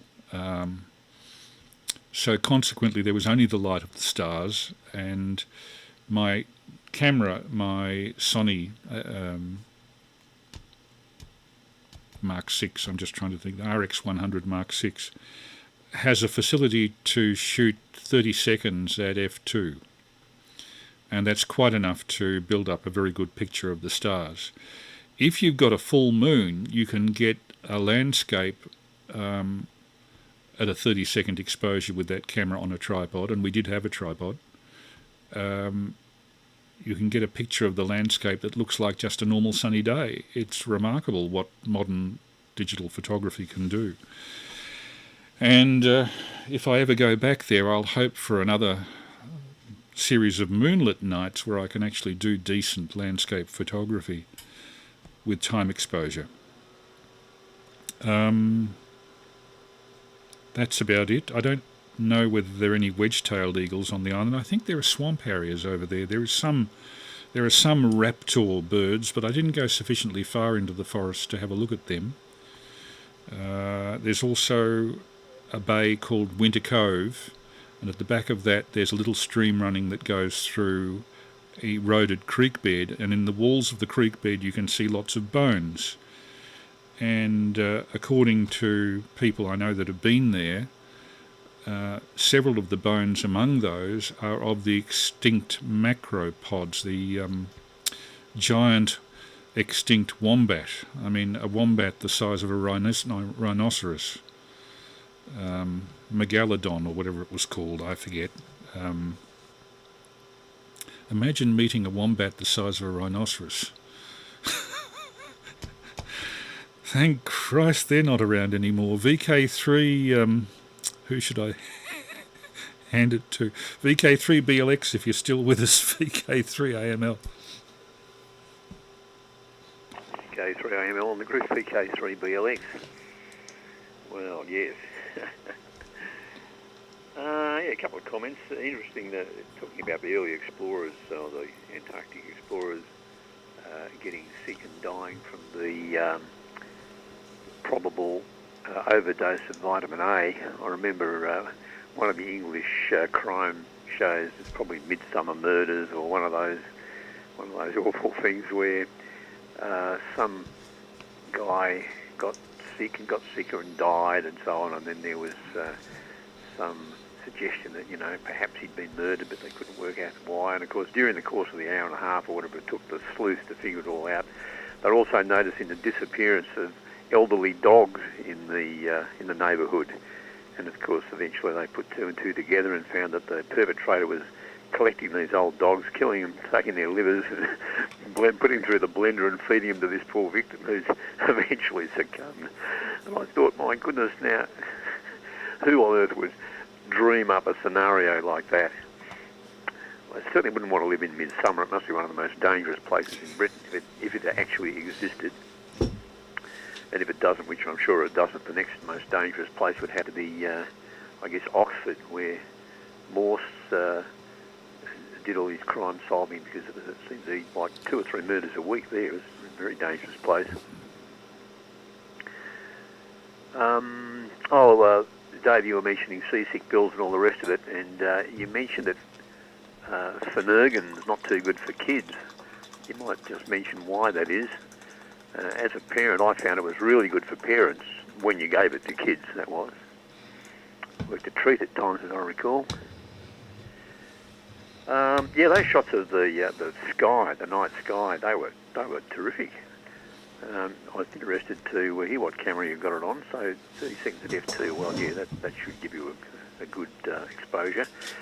I'm wondering whether all the stars in the image were sort of visible to the naked eye, or was the camera even more sensitive than that? Because there seemed to be a pretty massive star field. Maybe it was a shot of the part of the Milky Way, I'm not sure. It just looked like a fairly uniform star field, though. But most impressive. Well, like you say, you missed out on the full moon. Well, look, it did occur to me that if you'd come across that guy filling his plastic bags, you might have got a full moon there. VK3AML in the group, VK3BLX. Oh, hit the Volga button. VK3BLX and the group VK3AML. Yeah, well, the camera that I was using, the actual camera that was there that time, I'll hold it up to the webcam. Is a Sony RX100 Mark VI. It's about a 8 times optical zoom, not a huge amount of zoom range, but I didn't want a huge amount of zoom range because that tends to, anything more than about 10 times optical zoom tends to bring in lens aberrations rather badly. I used to have a Panasonic with a TZ80, which had 26 times optical zoom, and at no zoom setting was it really satisfactory. It couldn't produce 4K video properly. This Sony has no problem with it. Sony RX100 Mark VI. The Mark VII is somewhat like mine, but it has an extra plug in it for external audio. But if I want to do external audio, I use my proper video recorder, and that has a 25 times optical zoom, but it works on 4K and is much better than this camera. But this is just a tiny portable, rather a nice tiny portable, has flash facilities. There's the flash thing out on the top. I can retract that. It has eyepiece viewfinder, which you can pop up like that.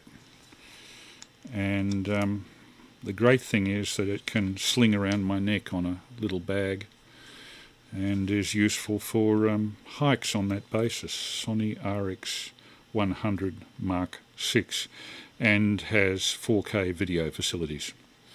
I don't much use it for video because its image stabilization is not great, not designed really for video.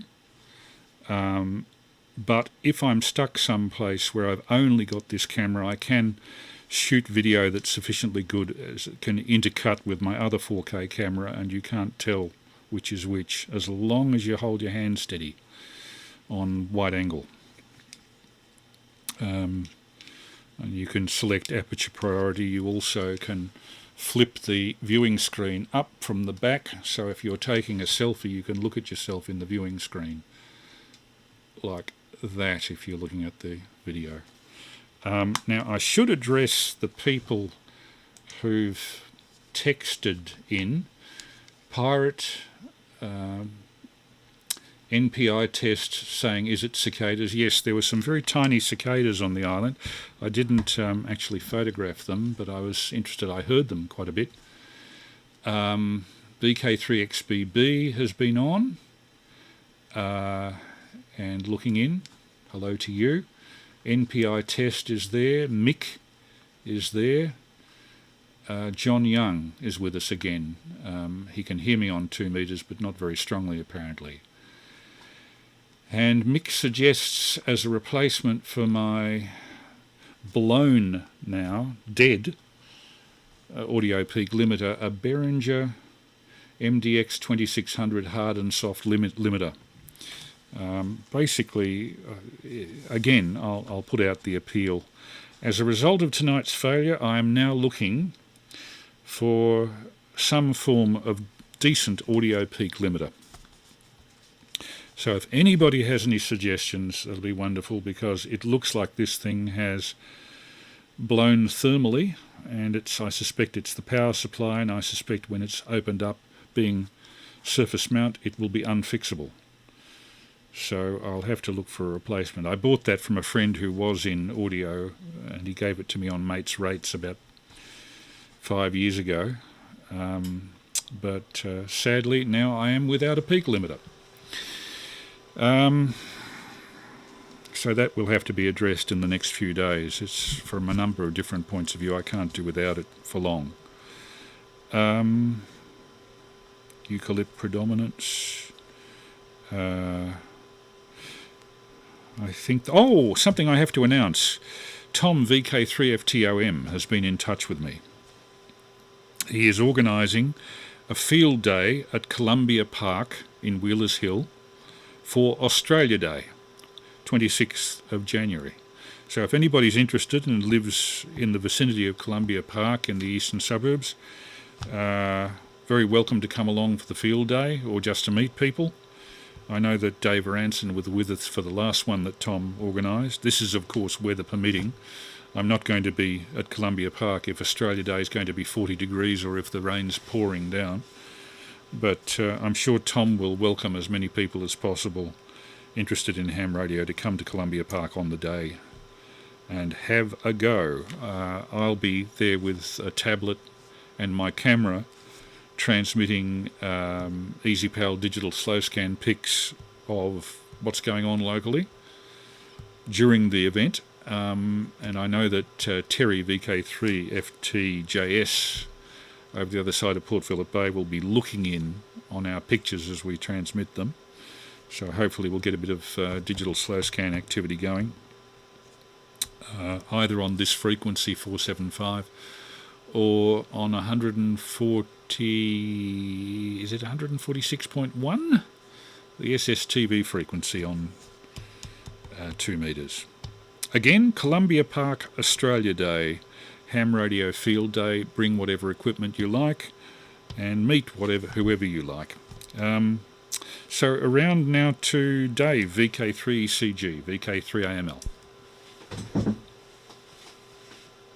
Yeah, VK3AML, VK3ECG, and yes, no, that sounds fun.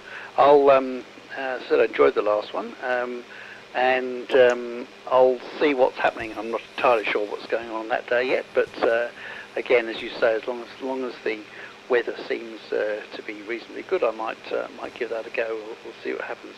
Yes, well, I have exactly the same camera, Chris, the RX100 I originally bought one of the original Model 1s, and it's interesting how they've changed them over the years. They really haven't, unlike a lot of cameras, they don't change the software or upgrade the software all the time. They bring out a new model, which obviously does have hardware changes, but has other software changes. And the 6, I think, was the one which had they increased the telephoto over what they had on the original cameras, but at the expense of a little bit of aperture. So I've still got the old Mark 1, which my wife tends to use now, and but as the go-to camera to just put into your, the pocket and the sort of travel waistcoat, that sort of thing, it's been fantastic camera. I mean, it's been all over the place with me. Holidays and trips and tours and even work activities as well. So it's just so easy to take, and you just get really great images from it. I must say, I've been very, very impressed with it. I must say it's interesting with the issues around the sensitivity and the moonlit daytime when you've got a good full moon.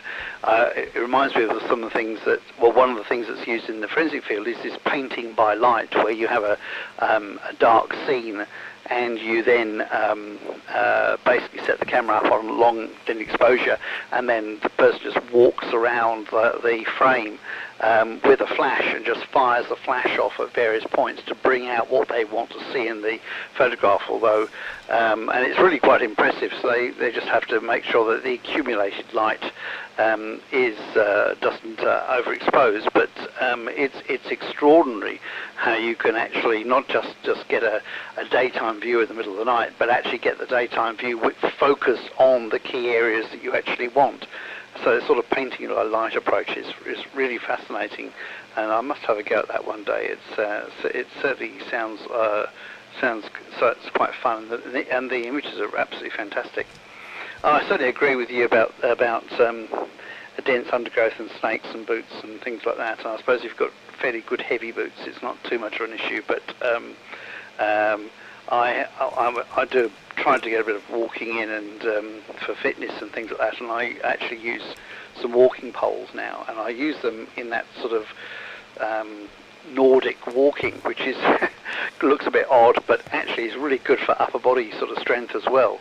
And of course you thump the sticks down, so I hope that when I do this in some of the walks I do on very sort of not essentially very good paths in slightly longish grass and things like that, that thumping down the poles really hard as I walk will scare them away. But I'm not sure that that will necessarily be successful, and like you, I don't like really going through thick grass where I can't see what's going on around my feet.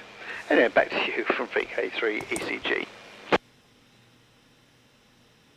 Yeah, left a pause there. VK3CG, VK3AML.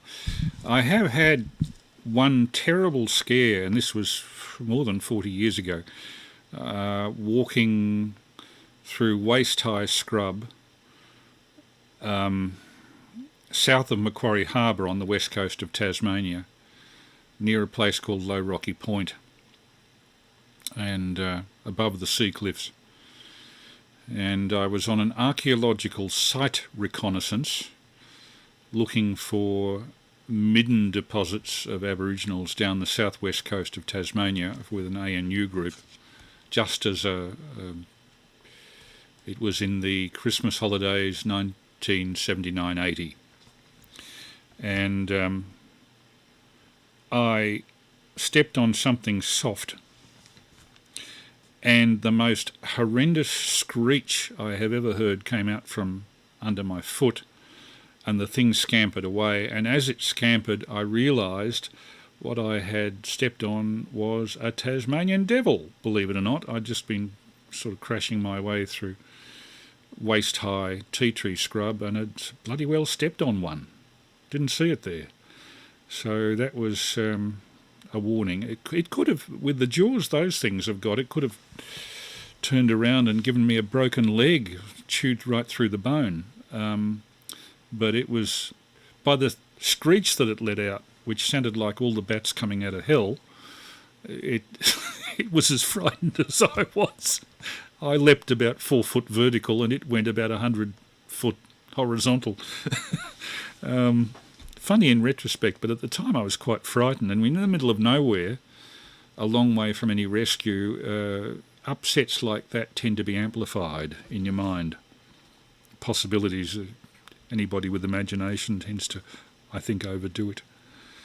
Heavy boots. I try something that Dave Stuart VK3ASE and I have in common is that we tend to avoid heavy boots for hiking, because I find that unless it's really muddy country like the buttongrass plains of southwest Tasmania, heavy boots hugely increase your fatigue, and I've never noticed any support to the ankle, as they put it, being significant in my case. My feet are sufficiently large that the ankle support is not usually high enough to do anything. So even if I get my feet wet, if I'm in running shoes, they get dry fairly quickly once the muddy patches are past. So I tend to hike in runners. A lot of people criticise me for that, but I've tried the alternative and it doesn't work for me. Plus, really good hiking boots are worth a small fortune, and I don't want to finance a boot company for the sake of 1 or 2 walks a year. These days I do so little of it, it's not much of a debate anyway. I'll only do it if I'm forced. I'm no longer of an age where I actually enjoy the effort of very long walks or camping. I'll do it if it's my only way of seeing a place, as it was with Deal Island, but only under those circumstances. If there's a pub there with a toilet, a flush toilet and a shower, I'll prefer it every time. VK3ACZ and group VK3AML. VK3AML and the group VK3ACZ. Well, Chris, I'm prepared to sacrifice and forego a bit of comfort for protection against Joe Blake. So I must admit I have had more than my share of uncomfortable close calls with especially tigers. Tigers I find to be the nastiest of all the critters. Red-bellied blacks the most lackadaisical and or keen to get out of my way, which suits both of us fine. But anyway, Deal Island, now that would get my attention too, because I know that if you get bitten, I don't think help's going to get to you, or you're going to get to help before the inevitable. So yeah, I would sacrifice a bit of comfort for that. Having said that, I know that the majority of bites are on the feet or ankles, but I worry about the ones that haven't read the book that says that. I worry about the snakes that are going to hit you a lot higher. And I know that an ordinary pair of trousers and or jeans sometimes protects you from the worst of the envenomation, but it'd be just my luck it'd be a snake who hasn't read that book either. But anyway, your time exposures, that was interesting there. You obviously had tripod or similar to keep your camera steady, or rested it on something to take the exposure. Years ago, when transparency film was still all the rage because they hadn't invented digital cameras, I exposed a lot of rolls of Kodachrome 64. Loved the stuff, loved the magenta bias of the transparency film. And my street scene photography, or typically locomotives, was taken at night with 2 to 4 minutes at f8. And one of the little tricks was that you exposed to get rid of, say, the green bias that you would get on daylight film from neon lighting, and or the reddy browny hue of tungsten film. If you overexpose slightly, you get got a more white coloured or natural coloured light, albeit by fooling the film. And the only trouble with all that was that you didn't have an instant result like you do with a digital camera now. You waited until you got it back from Kodak to find out that, oh dear, I overexposed or I underexposed. But anyway, again, I've already said it twice, I think, but I love the Star Pictures, and it's really given me the desire to be there. And Chris, if you were planning on going back there, I'd certainly be prepared to put my hand up for an expedition, so long as I didn't have to bring my fecal material back high. One other thing, the Australia Day FTOM is doing it again. That'll be fantastic, because the Cup Day visit, I was impressed and surprised by who I got to speak to. One of them was Graham 3XGA, and funny enough, I'm a regular on Sean 3KK's Knights of the Round Table net on 70 centimetres on a Wednesday night. And Graham popped up all the way from Germany on All-Star or Echolink or whatever it was, and joined our net. But you never know who you're going to meet at these things, and I'll be a certain starter. Probably have Sandra along with me as well, but that's something I'll look forward to. And if anybody wants to play radio, bring along an extra radio I haven't seen before, please don't, because I'll probably end up wanting to buy it, just like I did today after having contacted Thailand on 20 metres on 5 watts. That was quite a novelty. And Dave, you were an enabler. You were curse you, man. You were an enabler that I ended up getting a 7300 after seeing how good the bandscope was on your 705. So that's what I say. If I'm going along to this Australia Day thing, I don't want to see a whole lot of radios I don't yet own. Hi. But anyway, all good fun. Back to you, Chris, VK3AML and the group, VK3ASE. Have we got anybody else that would like to join the group, VK3AML? Just standing by. Oh, Chris, I just thought of one other question. Yeah? Yeah, the radios you used on Deal Island. Now, I spoke to you on RSG Bass Hill at one stage, one afternoon, while I was babysitting the grandkids, and of course there was that 80-metre group we got together. Was that an 817, and the VHF contact, was that with the Chinese Putang over? No, it was actually, I had the radio that I'm speaking to you on now, the FT 7900. I had to look to remember, but it was the FT 7900, but not running the full 50 watts, was throttled back to 20 or 25 so that it wouldn't flatten my lithium batteries too quickly. I had 3 fully charged 7 amp hour lithiums, and I gave them a fair flogging, and I only got through the contents of 2 of the 3 batteries in the 4 days. So I had more than enough power, and I was getting very, very good reports from both sides of Bass Strait. From the FT 7900, I was getting, I was operating from a point that was about 100 metres above sea level, near that Telstra seat. You saw Steve sitting there, and I think I gave a shot of my Caravan TV antenna mast with the VX50 vertical up on top of it, the Diamond VX50. Just a vertical antenna, but running 25 watts, and through that vertical, which in turn was elevated 100 metres, we were having very little difficulty getting back to Bass Hill, which was the other side of Wilson's Promontory, so we were doing quite well. I took a list of all of the stations that I managed to contact on VHF, and it was around about 15 repeaters and something like 20 simplex stations. So in the simplex operation over there on VHF, I did very well. In fact, rather better than we did on HF. certainly better audio quality. I also had, just walking around the island, all of us had a baofeng. This is the great confession for the night. To keep in touch with each other, we all rendezvoused on, I think, 147,475. And Dave had one, Henry had one, I had one, Steve had one. So no matter where we were, we could call for help and or just keep in touch to find out where each other were.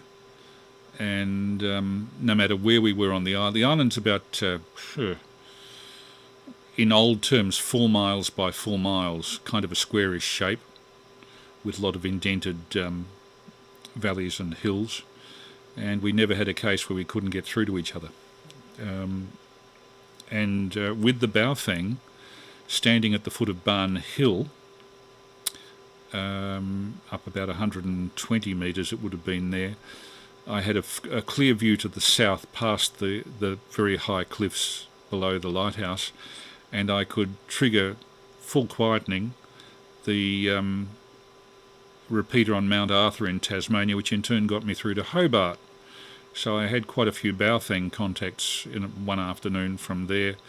Hot afternoons, there was one particularly hot afternoon that went to 26 or 27, which doesn't sound like a lot, but at 90% humidity it's pretty nasty. I didn't want to move around too much, so I just talked on the baofeng to various people, including when we were at the Lighthouse. I spoke to, I'm just trying to think of his name, Jamie, a radio journalist in Launceston who was on my Facebook page, who's just named ZJA, 7ZJA. I'll think of his name in due course. Very, very nice guy, but we managed to contact for the first time in quite a while. Of course, being up 1,000 feet in the middle of Bass Strait, particularly at a time of the year where there are temperature inversions, you could get out to anywhere with a baofeng. Anyway, the other question, did we have a tripod there? Yes, we had a very sturdy tripod, the one that we used for the modulated light communicator. So, of course, when we weren't using that, we could stick the camera on it. So that was a useful piece of kit. Okay, that's, I think, most of the things answered. And again, I would ask if anybody knows where I can pick up a reasonably priced audio peak limiter now that mine's died. It'd be appreciated. VK3BLX, if you're still with us. VK3 Alpha Mike Lima. VK3AML on the group, VK3BLX. Yeah, still here, Chris. Not for very much longer, though. I think I might hit the sack shortly. But thanks for running the show again tonight. It's been fascinating as ever, and thoroughly enjoyed the business on Deal Island. Really good, really good. Good evening to everybody else, Dave, Terry, Peter, and anyone else who might be listening. Another very pleasant evening, and hopefully I'll catch you again next Saturday. VK3AML on the group, VK3BLX.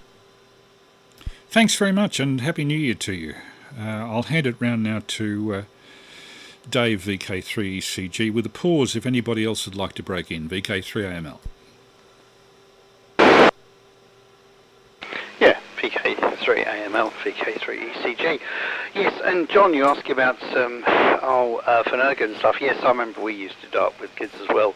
It's certainly good, but they now sort of say that particularly if you've got nausea and stuff like that, it's not the best thing for kids, particularly if they're very young. So the really very young ones, that's a recognised problem and issue, and can cause some respiratory depression and stuff like that, and they stop breathing. But and even with older kids now, it's not as it used to be when we had our young kids. They tend to move towards other things now, particularly if kids are getting very sick.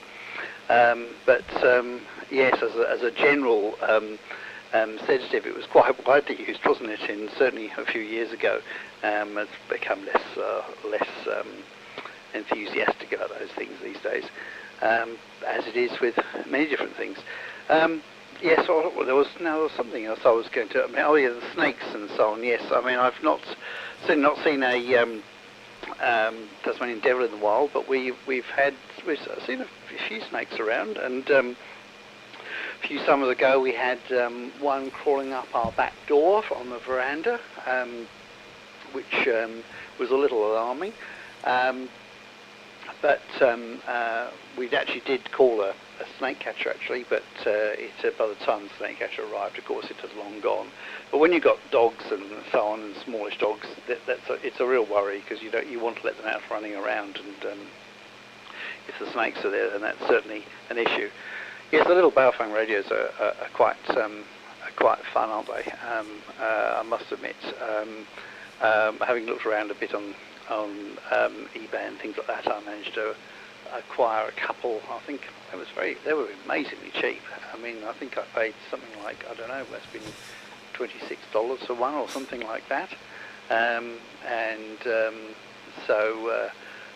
I mean, I just throw one in the car because, I don't have a sort of a mobile setup in the car or anything like that, but it's just nice to have one. If it got nicked or something like that, well, at that sort of price, it's probably no big thing. I'll be more worried about them breaking the car window to get it. But it's hidden away, so it's unlikely to happen. But yes, I won't hold it much longer, actually. I'll get a bit of sleep. I'm going out and do a bit of a walk tomorrow, I think. And try and get some fitness and shed some of the pounds that I seem to have been putting on over Christmas, which is the endless trouble at this time of year. Not that I'm worried about the bikini figure, but there again, one tries to keep healthy. Back to you, VK3 ECG. Yeah, no breakers. So it looks like I'm handing it over to Peter to tie the ribbons. I have nothing further. If anybody listening can put me on to a source of particularly second-hand, but if not, low-priced retail audio peak limiter, anything of reasonable quality that has proper balanced connectors in and out, I'd appreciate that. I've been worried about this Behringer thing that I have here for quite a while. I didn't think it was working quite right, and now it has failed completely. No output from the input. Buttons don't do anything. Nothing else does anything. I suspect dead Jim. It's dead Jim. It's life Jim, but not as we know it. Okay, Peter 3ACZ, I'm supposed to tie ribbons, VK3AML. VK3AML in the group, VK3ACZ. Well, I guess there's nothing much else to say except thank you again for sharing Deal Island with us. As I said, not likely to get there. Would love to.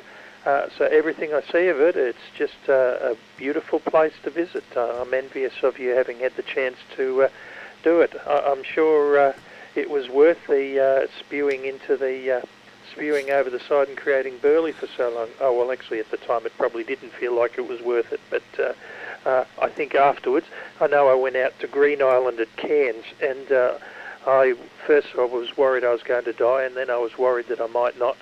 But it's funny how you eventually forget those discomforts. But anyway, not that I'm going to forget some of the images we saw today. The Cape Barren geese. So funny to actually hear them honking for the first time. I've not actually been that close to them. I was in there's a deer park and a deer reserve in Gisborne somewhere, Baringo Wildlife Park, is it? Something like that. And there are Cape Barren geese there, but had never heard them honk. So that was another privilege I had from watching it broadcast. And so relieved too. When it froze there for a while, I thought, uh-oh, we might lose the whole lot. But good recovery there, Chris. Anyway, I will say my 7-3 to everybody. Dave, John, Terry, if you're still listening, anybody else listening, Chris, cheers to all, best wishes, and look forward to doing it all again same time next week if you're on. VK3AML from VK3ASE. Good night all.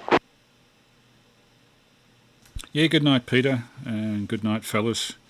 So good night to Dave, ECG, Peter 3ACZ, Terry 3FTJS, John VK3BLX.